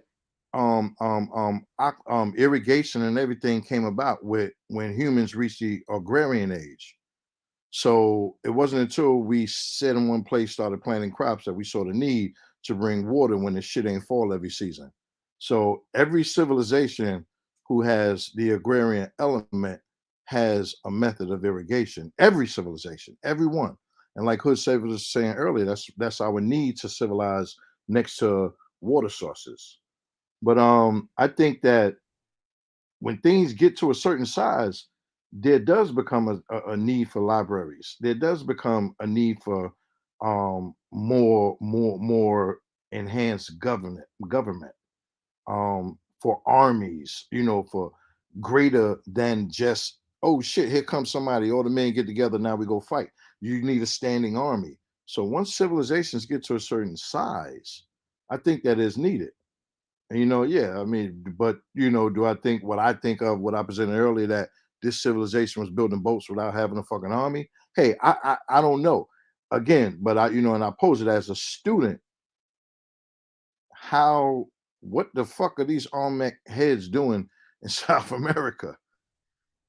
Well, the question is fair, but I think, and especially from specifically this pro-black point of view, because I don't know that this is a serious field of discussion in the greater halls of academia, but I think it's a little bit unfair to tell Black Americans this one thing is absolutely true, when the fact is, to answer your question, we really don't know what those heads are absolutely about, and it's just not there. There's no physical evidence to even build a piece of a story to explain how those African heads started out in Africa and wound up over in South America.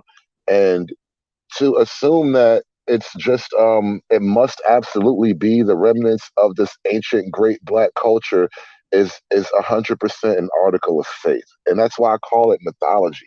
Because it's Mm. you're really taking this stuff on faith. And without your faith, you have nothing else to believe in, because there's no true, I mean, there's no evidence to point to. So you only have your faith to go on to believe these things. And I'm looking for evidence. So I can't do faith. I have a hard time with purely faith-based claims. And I don't want to fight you over your faith, but I need some evidence. Right, Mm. and which I understand, but and I'm listening to you, and I think that yes, to I'll definitely, show one last thing X on my screen. yeah, to share to totally be objective. And what is this, Brother Supreme? That's the library at Trinity College in Dublin, Ireland. Mm. And I just wanted to show it just as an example. This is, Trinity College. You're talking about what, 18th century? So few hundred years, right? But that's a vast library of knowledge, and you could see how the culture was centered around trying to preserve and um, appreciate history, knowledge, and so forth. My challenge: show me a library in any African nation that rivals it. See, and this is my thing, and this is what I'm saying. And that library is a product of a civilization having advanced to a certain point. It's an element of that civilization's advancement. It is a piece, it is a product of their advancement. The people know that they want the culture, the knowledge to be enshrined.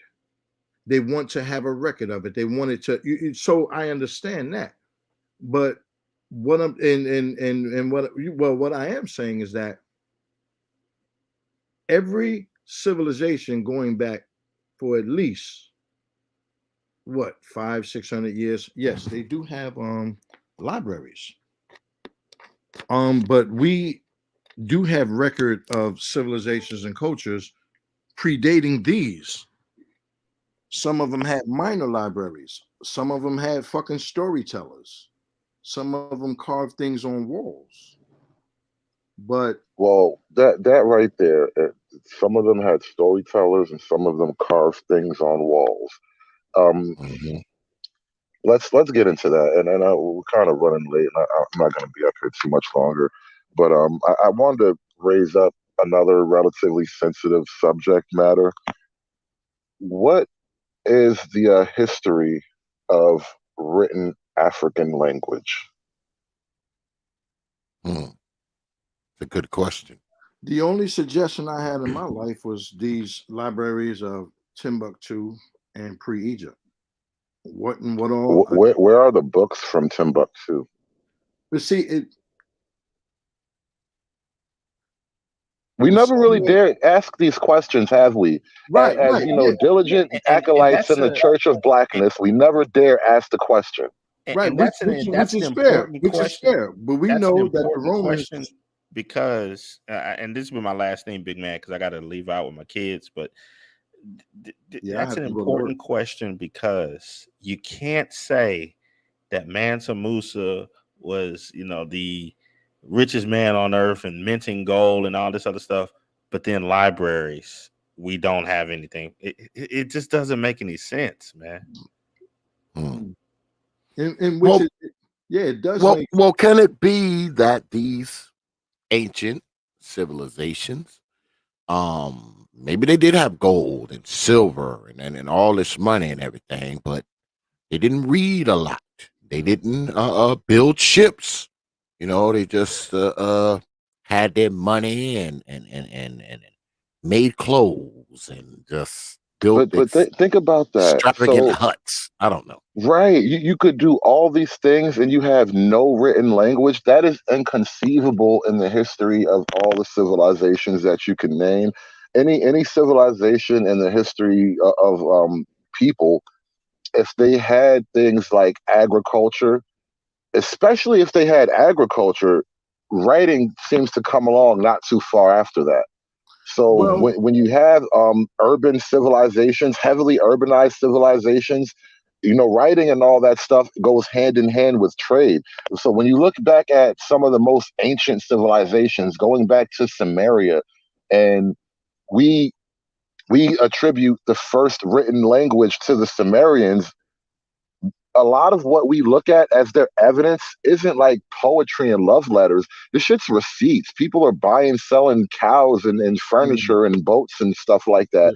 And so you need this basic element of written language if you really are going to facilitate a vast economic system. Right, because you also need to pass on, like, for instance, there's no fucking way you can build a building or a boat without having like I mean, I say a blueprint in today, Yes. 2021. You got to have a blueprint. Yeah, But you gotta have some type of yeah, schematic. So yeah, exactly. Thank you. But I also offer that, and again, I don't do the crawfish thing, but fuck, every culture and civilization that was conquered was basically wiped. mm, And we know that in Samaria and points farther east, especially on ancient routes that go far out to China, they were, writing stuff on fucking on passings, building rudimentary like these simple passageways and buildings and towns, and they were writing things on walls.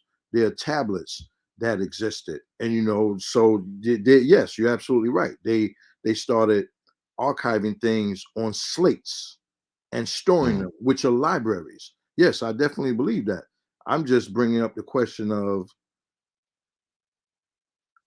does the library have to be as voluminous as the other ones we've seen to be a meter of a certain level of civilization? Which I think, yes. I think that, yes, in order to be a greater civilization, you got to have a greater store of wealth. I mean, a Could greater this store of information, a greater store of could information. could this stuff have been destroyed? The great libraries, the great writings, I the think any whole could have civilization, been could have been destroyed. yeah, I think any civilization that's conquered, the conqueror is going to destroy. It happens Mm, like every time. It's the reason why when slaves came to the Americas, they didn't want you to speak your own fucking language. That's why you weren't able to read and write. You're mm. conquered and your culture is basically definitely destroyed. But I mean, I don't want to rabbit hole it. But in No, which but again, that's totally possible, and that's a likely explanation for a lot of ancient cultures. They got wiped out by one thing or another. However, the question still remains about evidence, because right. again, we're still relying on suppositions and faith. Even saying that well, they must have existed, but somehow they got mysteriously wiped out. Okay, well, fine, but that means we still don't. We just have a cool story, dude. Yeah, that is an Hmm. assumption. That Hmm. is an assumption. Hey, this is a good one here. This is a good one But here. the world will never know. We got to True. do another one. We got to do another one of these, man. Yeah, This is I'm gonna get in this some is that. good stuff. I like this because it brings so much more than what the discussion just has so many freaking questions. I'm Yes, going to I'm definitely conservative. I'm gonna definitely get in some books about something. I like this. We do need to further. This is because it unveils a whole lot of bullshit too. yes, yes. We need to get together. I don't know in the next week or two, man, and do a part two of this, brothers. Yeah, they know that. If Well, if y'all up to it. yeah, if I contribute, I need to bring some points and some. I need to get some info to offer. No, no, and it Definitely. was great. It was definitely great having you up here because I always appreciate, and especially when you kind of have insensitive subject matter like this, you want somebody who is willing to stand and actually play devil's advocate in good faith. And I appreciate you even taking that role on in some capacity, because what I think happens is that in the black community, because I've been kind of focusing this just on the black side of things, but like I think we sort of take these things on faith and we just sort of double and triple down on them, but there's no real evidence to back this stuff up. And it's like, well, we wind up wasting a lot of energy on this stuff that's essentially a fairy tale when we could have been spending our energy learning actual things that could have helped us, grow. I was gonna say that it alters the direction.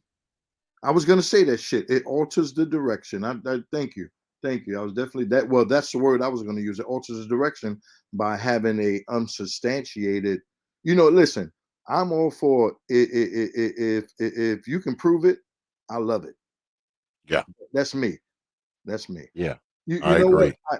I have to break out because I have to be to work at midnight. X, Okay. I got damn near a year to go, man, before I'm done with this. Uh-oh. Uh-oh. Yeah, Gotta man. get up, man. We gotta get up and do some fishing, man. Definitely. Oh, what? Definitely. Hit me up. Did I give you the number? I'll email you the number. Hood Okay. Server, peace, bro. You in Brooklyn, right? Yeah, man. Yeah, I'm in 5 towns, man. It's nice speaking with you, man. Likewise, bro. Yeah, let me get the Yeah, heck man. on out of here. Peace, brother Big Peace. Good Mag, night. man. I see you in the next one. We'll do another one of these though, brother. Definitely, man. I love it. Gotcha. All right. Yeah, X, I'm Peace. gonna get out of here too, man. Thank you for having me Yeah. up here Me tonight. too, This was a man. I gotta great conversation. absolutely, man. I agree. I gotta get out, man. All the family's here and everybody's here, and I gotta go and be with them. Yeah. Yeah, I'm not gonna hold you up too much longer, man. Get out of here. Go enjoy your family. Happy Thanksgiving, by the way. Happy Thanksgiving Yeah, to all the absolutely. listeners out there, man. Y'all have a good night. Absolutely. Peace, brotherhood servant. We're gonna do another one of these, brother. Yeah, man. Good stuff tonight, y'all. This was good stuff. This was actually just a decent conversation. Some brothers just kind of comparing mental notes about some things, asking some questions. But I do want y'all to consider this, man. What happens when the ship sails to Africa? Folks, what happens? All this stuff we talked about tonight, you know, something to consider going to Africa. Y'all know, y'all on the internet just like me. Y'all always hear people talk that we need to get together. We need to buy some land in Africa. We need to build a compound in Africa. We need to live there. Y'all have heard it all, man. Y'all have heard it. Okay. And I know some people that have actually done it. I know the OG Speed, he had a house built over there, and he's getting ready to go over there and live. More power to him. I don't want to live in Africa. I've entertained the idea of having some type of business, back and forth with Africa, because I'm into equipment and things of that nature. I could do some business with them that way. But far as living there, absolutely not. Have I totally ruled out going to visit? No, because like I said, I have a friend that's from Senegal. Okay, he's back and forth there like every year or so, every other year, and he's like, "Oh, heck, you should come with me. You should go to me to my country." And I'm always like, "Nah, I don't think so." Nah, I don't think so. But I don't totally rule it out. According to him, his country's beautiful. It's not people standing out there with bulls pissing on their heads. Because if I see that, I'm turning right back around and getting right back on the plane. I'm like, nope. This is not where I want to be. Absolutely not. But yeah, man, I never considered living in Africa, man. That's not something I've ever considered. Um, I like where I am, man. I'm a native New York. I was born, bred, and raised, went to school in New York. And now I'm in the sticks of North Carolina, and I kind of like it. I like the isolation. I like the quiet, the peace. I like having land, for my grandbabies to run on and my nephews to ride dirt bikes on. I like that kind of life. I have no plans on jumping up with some pious trip to go run and live in Africa in the name of whatever people want to put it in the name of. All right. Oh, brother Cool Kamasi, absolutely, man. You already know what it is, man. You could come up anytime, brother. You already know what it is. Yeah, I have no, because a lot of people when they talk, move to Africa. It's not because they really want to go there and they're gonna enjoy it, and they want to go there, or they want you to go there out of some dedication, out of some loyalty, out of some, I don't know, some goddamn commitment to the motherland. And that's fine. But if you're going to go over there, number one, you need to already be set out, right? You can't just go over there with like $1,000 in your pocket and you just gonna live. All right. You just gonna live. I mean, you have to already be set out. You already have a plan. Like the OG. I mean, the OG for years has been talking about going over there. And I think they just now finished in building his house over there. So it took him a couple years to kind of organize things, get a house ready and all of that. You can't just fly over there on a plane with $5,000 in your pocket and say, "Oh, welcome my new home. I'm welcome to my new home." Nah, nah, nah, nah, nah, nah. Plus, you got to figure out where you're going to go over there. Because what people forget is that Africa is a continent, not a country. I believe there's 54 countries in it, or 56. I forget. All right. You got to decide which country you're going to. And when you get there, you got to figure out what you're going to do. You got to acclimate to the lifestyle. And trust me, I don't think most people who live in America would be able to cut it in Africa. Of course, some of us go, here and there, a handful of us go, but it's not like this mass exodus. All right. There's no mass exodus of black people going to Africa. It's not, man. You can say what you want. There's no mass exodus of black people leaving from the United States going to Africa, man. It's not. Because if it was, we'd hear about it. We'd hear about it. We'd see it. It'd be all over the internet. Oh, today, mass exodus to Africa. Like 500,000 people went to Africa today. Like, you would hear about it, man. And to be honest, I know me. I'm not cut to live in no damn Africa, man. Plus, if I went, I would have to take everybody. I would have to take all my peeps. All right. I'd have to take my wife, my nephew, grandson, my dog. It's not like I could just go by myself. I would have to I would have to root up everybody and take them. Take the kids out of school. Take my wife away from what she does. Take myself from what I do. I mean, there is no ship sailing to Africa for me. All right. Now, I'm not trying to dissuade you folk from going. Absolutely not. But when y'all make that mass exodus to Africa, I ain't going with y'all, man. I'm not going with you. I'm not. Only way you're going to get me there is if you tranquilize me. You know how they used to do Mr. T on the 18 when they wanted to put him on a plane.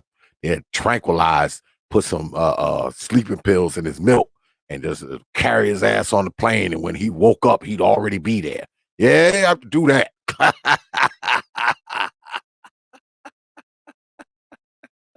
But nah, I would take a trip there. Yeah, I would take a trip, but live, nah.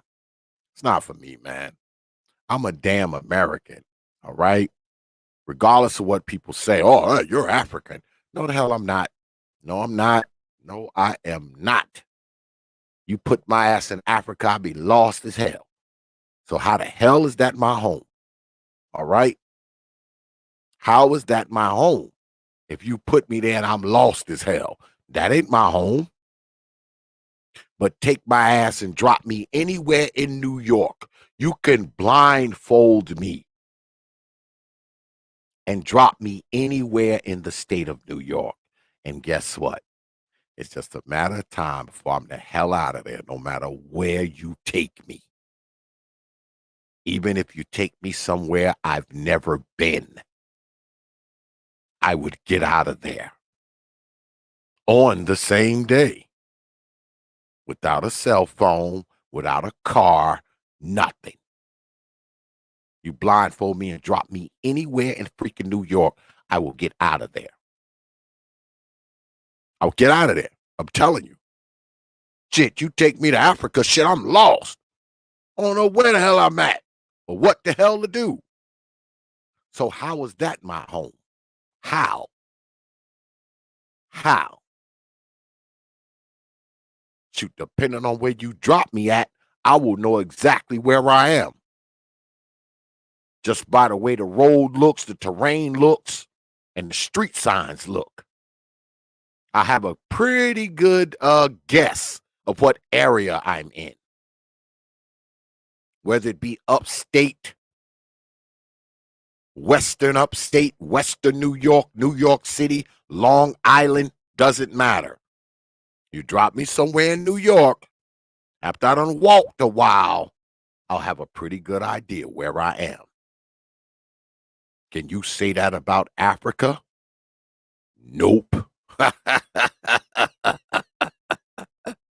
So that ain't my home.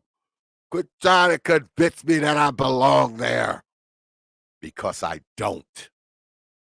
I don't belong in Africa. I don't. I'm just saying. But yeah, man, we gonna wrap it up, man. Like I said, man, the family's all here, you know, they in there cooking and everybody's here. So, you know, yeah, you can drop me in Harlem. Brother Omega, you probably can drop me in Jersey too. I got plenty of people in Jersey. I got people in Newark. I got people in Hightstown. I got people in Brunswick. I got people in Jersey City, Camden, Secaucus. Yeah, you probably can drop me there too. You probably can drop me there too. And I'll be just fine. Once I done walked a little while, figure out where I'm at. All I got to do is look around. And I'll pretty much have a good idea where I am. Yeah, I got people all over Jersey, man. All over Jersey. That's where my mother's family is from. My father's family is from, you know, down here, because you know my father, he from Macon, Georgia. You know, I got a lot of people in the South, man. I got people in Georgia, I got people in South Carolina, here in North Carolina, you know, relatives in North Carolina. I don't talk to them because I don't want them to know, you know, where I live, and I want them Negroes coming to my house. But they too close. I only talk to the ones that live far. Yeah, I talk to the ones that are literally distant. Yeah, I thought I saw my man Perfect Black up in here. I was up here running my mouth. I could have swore I saw his name go up on the screen. Maybe I didn't. Might have been somebody else. But yeah, y'all, we gonna go ahead and wrap this up, man. Get on up out of here. This was good stuff tonight, man. We're probably gonna do another one, folks. We're probably gonna do a part 2 to this, maybe in the next couple of weeks. I don't know if y'all good folk. Oh, Dip, yeah, man. There go my brother, my Chi-Town brother, Perfect Black in the house. What's good with it, Perfect Black?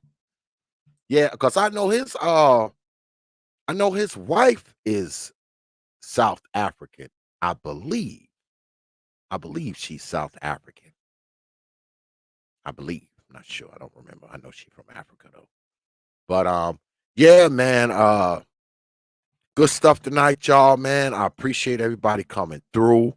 Y'all know what it is, man.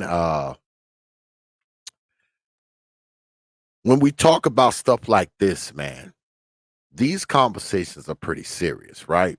This is serious stuff, you know. We get up here, we laugh, we joke, we talk shit, and we watch people bathe their heads in cow piss. We do that kind of stuff. But it's always good to it's always good, man, to have these type of conversations, y'all. It is, man. I enjoyed it. I enjoyed the brothers' girth of knowledge, because a lot of times, man, I be up here. I spend a lot of time listening to brothers. I listen to y'all, man, when y'all be up here. I'll just be up here running my mouth. I actually sit up here and I actually listen, turn my mic off and just listen to brothers, and some good questions were asked in here tonight. Let me see if my man, brother Perfect Black. I know I saw it. I was running my mouth.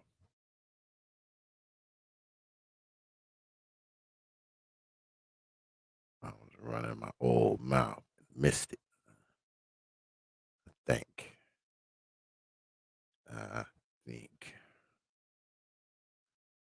Wow, what'd you post, brother Perfect Black? Oh, there it is. Oh yeah, he said he's going to South Africa to visit with his South African wife. but most Black Americans are not going to Africa, but I may move over there. Oh, you're moving there? You're moving there. Better you than me, brother Perfect Black. I have no desire to move to Africa, man. I just, I can understand why you're going, though. You have a South African lady and stuff. But me, I'm just old American Negro. That's all. I don't want to move and live nowhere else. I got too many roots here, I own properties and all that kind of crap. Got a family, I got the boys here, I got a wife. And I'm too rooted here, man. I can't, where am I going to go unless I'm going to liquidate all my shit? And like I said, if I do that, I got to bring everybody. I just can't go. I got to bring my wife. I got to bring the boys. I got to bring my dog. I bring everybody. I ain't leaving my damn dog. God damn it. I got to bring everybody. God damn it. Wife, the boys, the dog. I bring everybody. I got to uproot everybody. So, yeah, man. Yeah. When the ship sails to Africa, X will not be on it, y'all. I'll be standing on the dock, waving at you Negroes. Go to Africa. Yeah, that's what I'll be doing. I'll be standing on the dock. Oh, you got money flowing over there. That's different. Brother Perfect Black. You got money flowing over there. That's different. Now, if I had like business interests over there, that would be different. It'd be a total different, type of thing if I had like some type of business interest over there or something like that. But, I don't. I mean, I've looked into it. I know my sister-in-law, she does like jewelry. She gets jewelry from over there and she sells it. And I think she orders like dashikis and hats and shit like that from over there. She kind of does business with them because that's what she's into. I don't really have. If I thought there was something worth investing into over there, though, I probably would. All right. I've looked into it, man. I don't really see anything that, in all honesty, I don't really see anything of interest to invest into over there. But that could change. Life is changing all the time, right? That could change. But far as me moving over there, absolutely not. I mean, doing business with the continent is one thing, but picking up everybody and moving over there, nah, that's not gonna happen. That's not gonna happen. Just not. But yeah, man. I appreciate everybody coming out tonight, man. As always, man. Don't forget, man, if you haven't subscribed, go ahead and subscribe, man. Y'all see that right there, right? Go ahead and subscribe, Negroes. If you haven't subscribed already, go ahead, subscribe to the channel. And like I said, man, we might do another one of these in like 2 weeks. I know we always stream on Thursday, but tomorrow I ain't trying to look at you Negroes. Y'all probably won't see me again till like next Wednesday because I don't got anything booked for Saturday either. Now that can change, something can come up, but I probably won't see you Negroes till next week. So I appreciate all of y'all coming out tonight, man. I'm about to go in here now and bug my wife and see what she done cooked and get my usual samples before Thanksgiving samples. So I'm about to go in here and do that. All right. All right. So with that,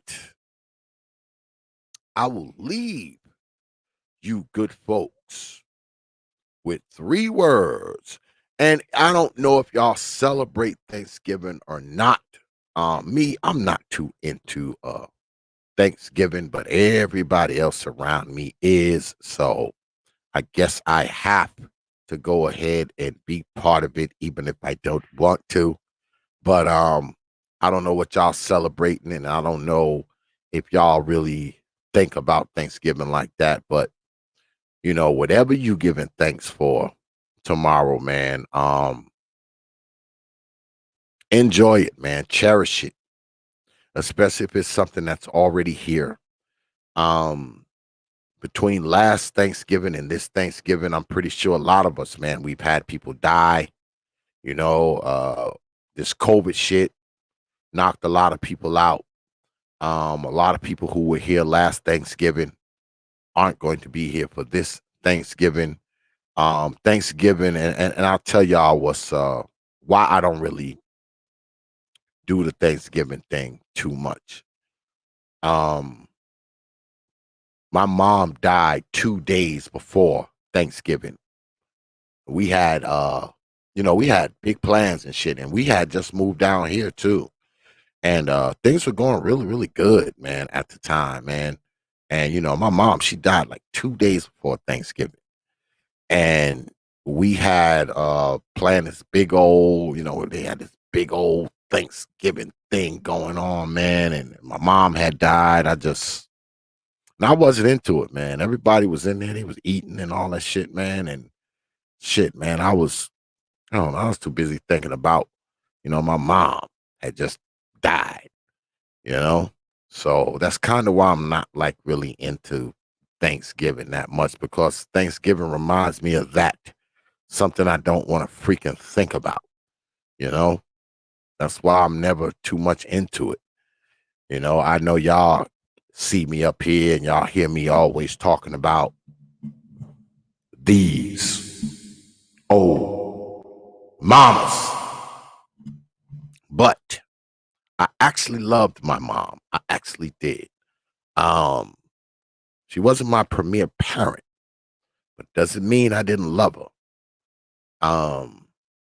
Like I said, she died 2 days before Thanksgiving.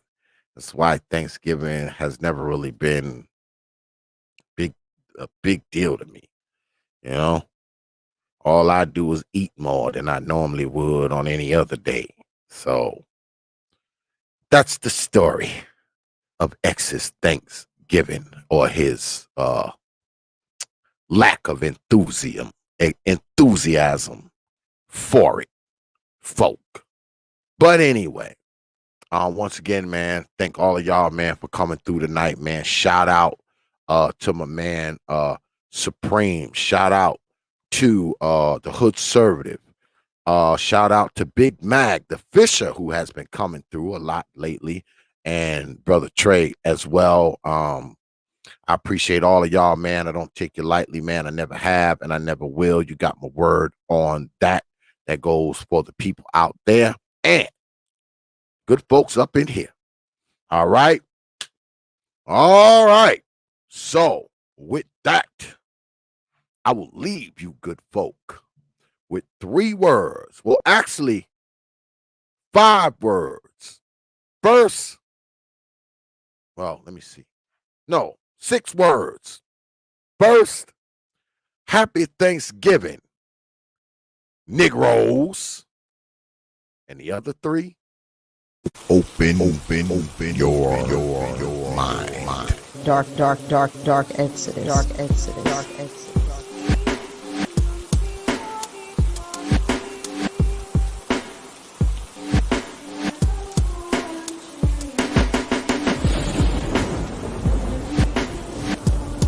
The protester.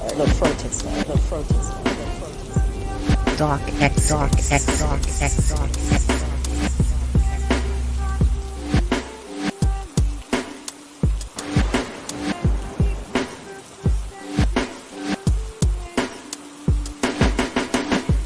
Open your mind.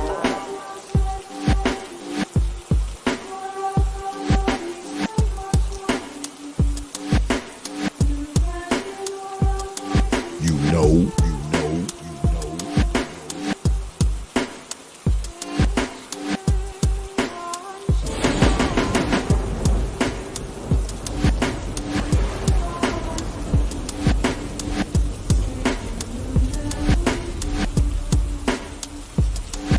Yeah, X.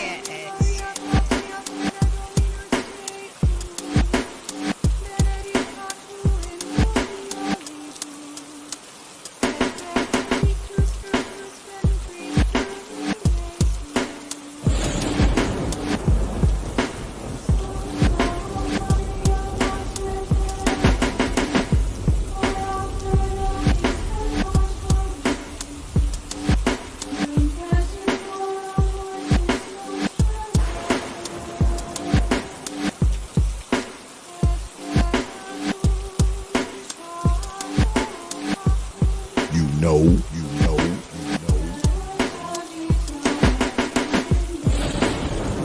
Dark Exodus. Dark Exodus. Dark Exodus. You understand?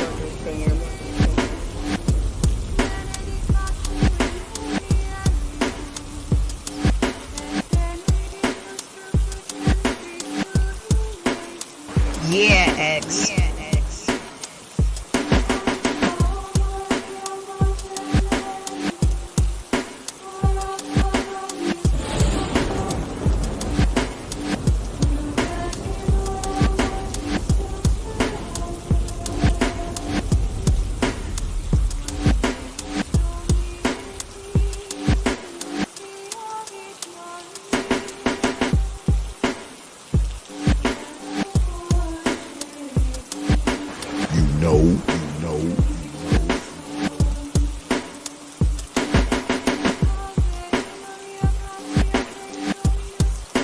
You understand?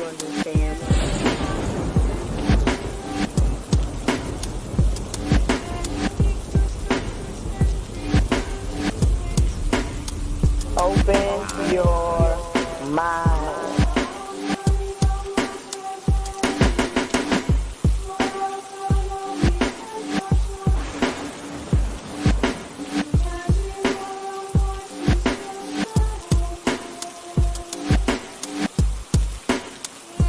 Dark Exodus. Yeah, X.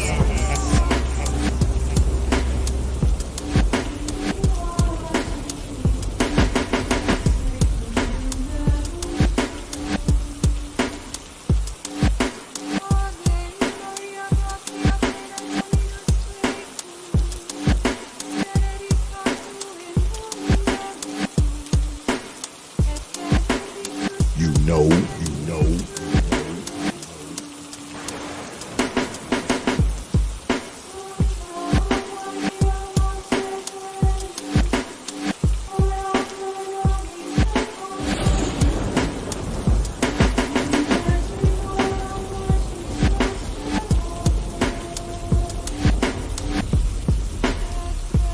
You understand?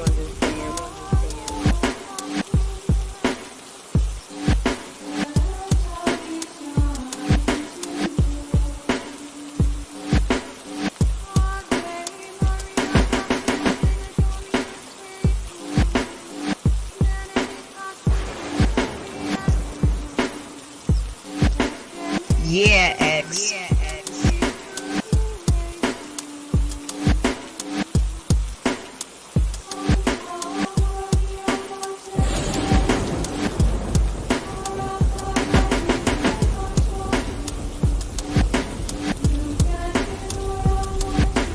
Open your mind. Dark Exodus. Dark Exodus. Dark Exodus. Dark Exodus.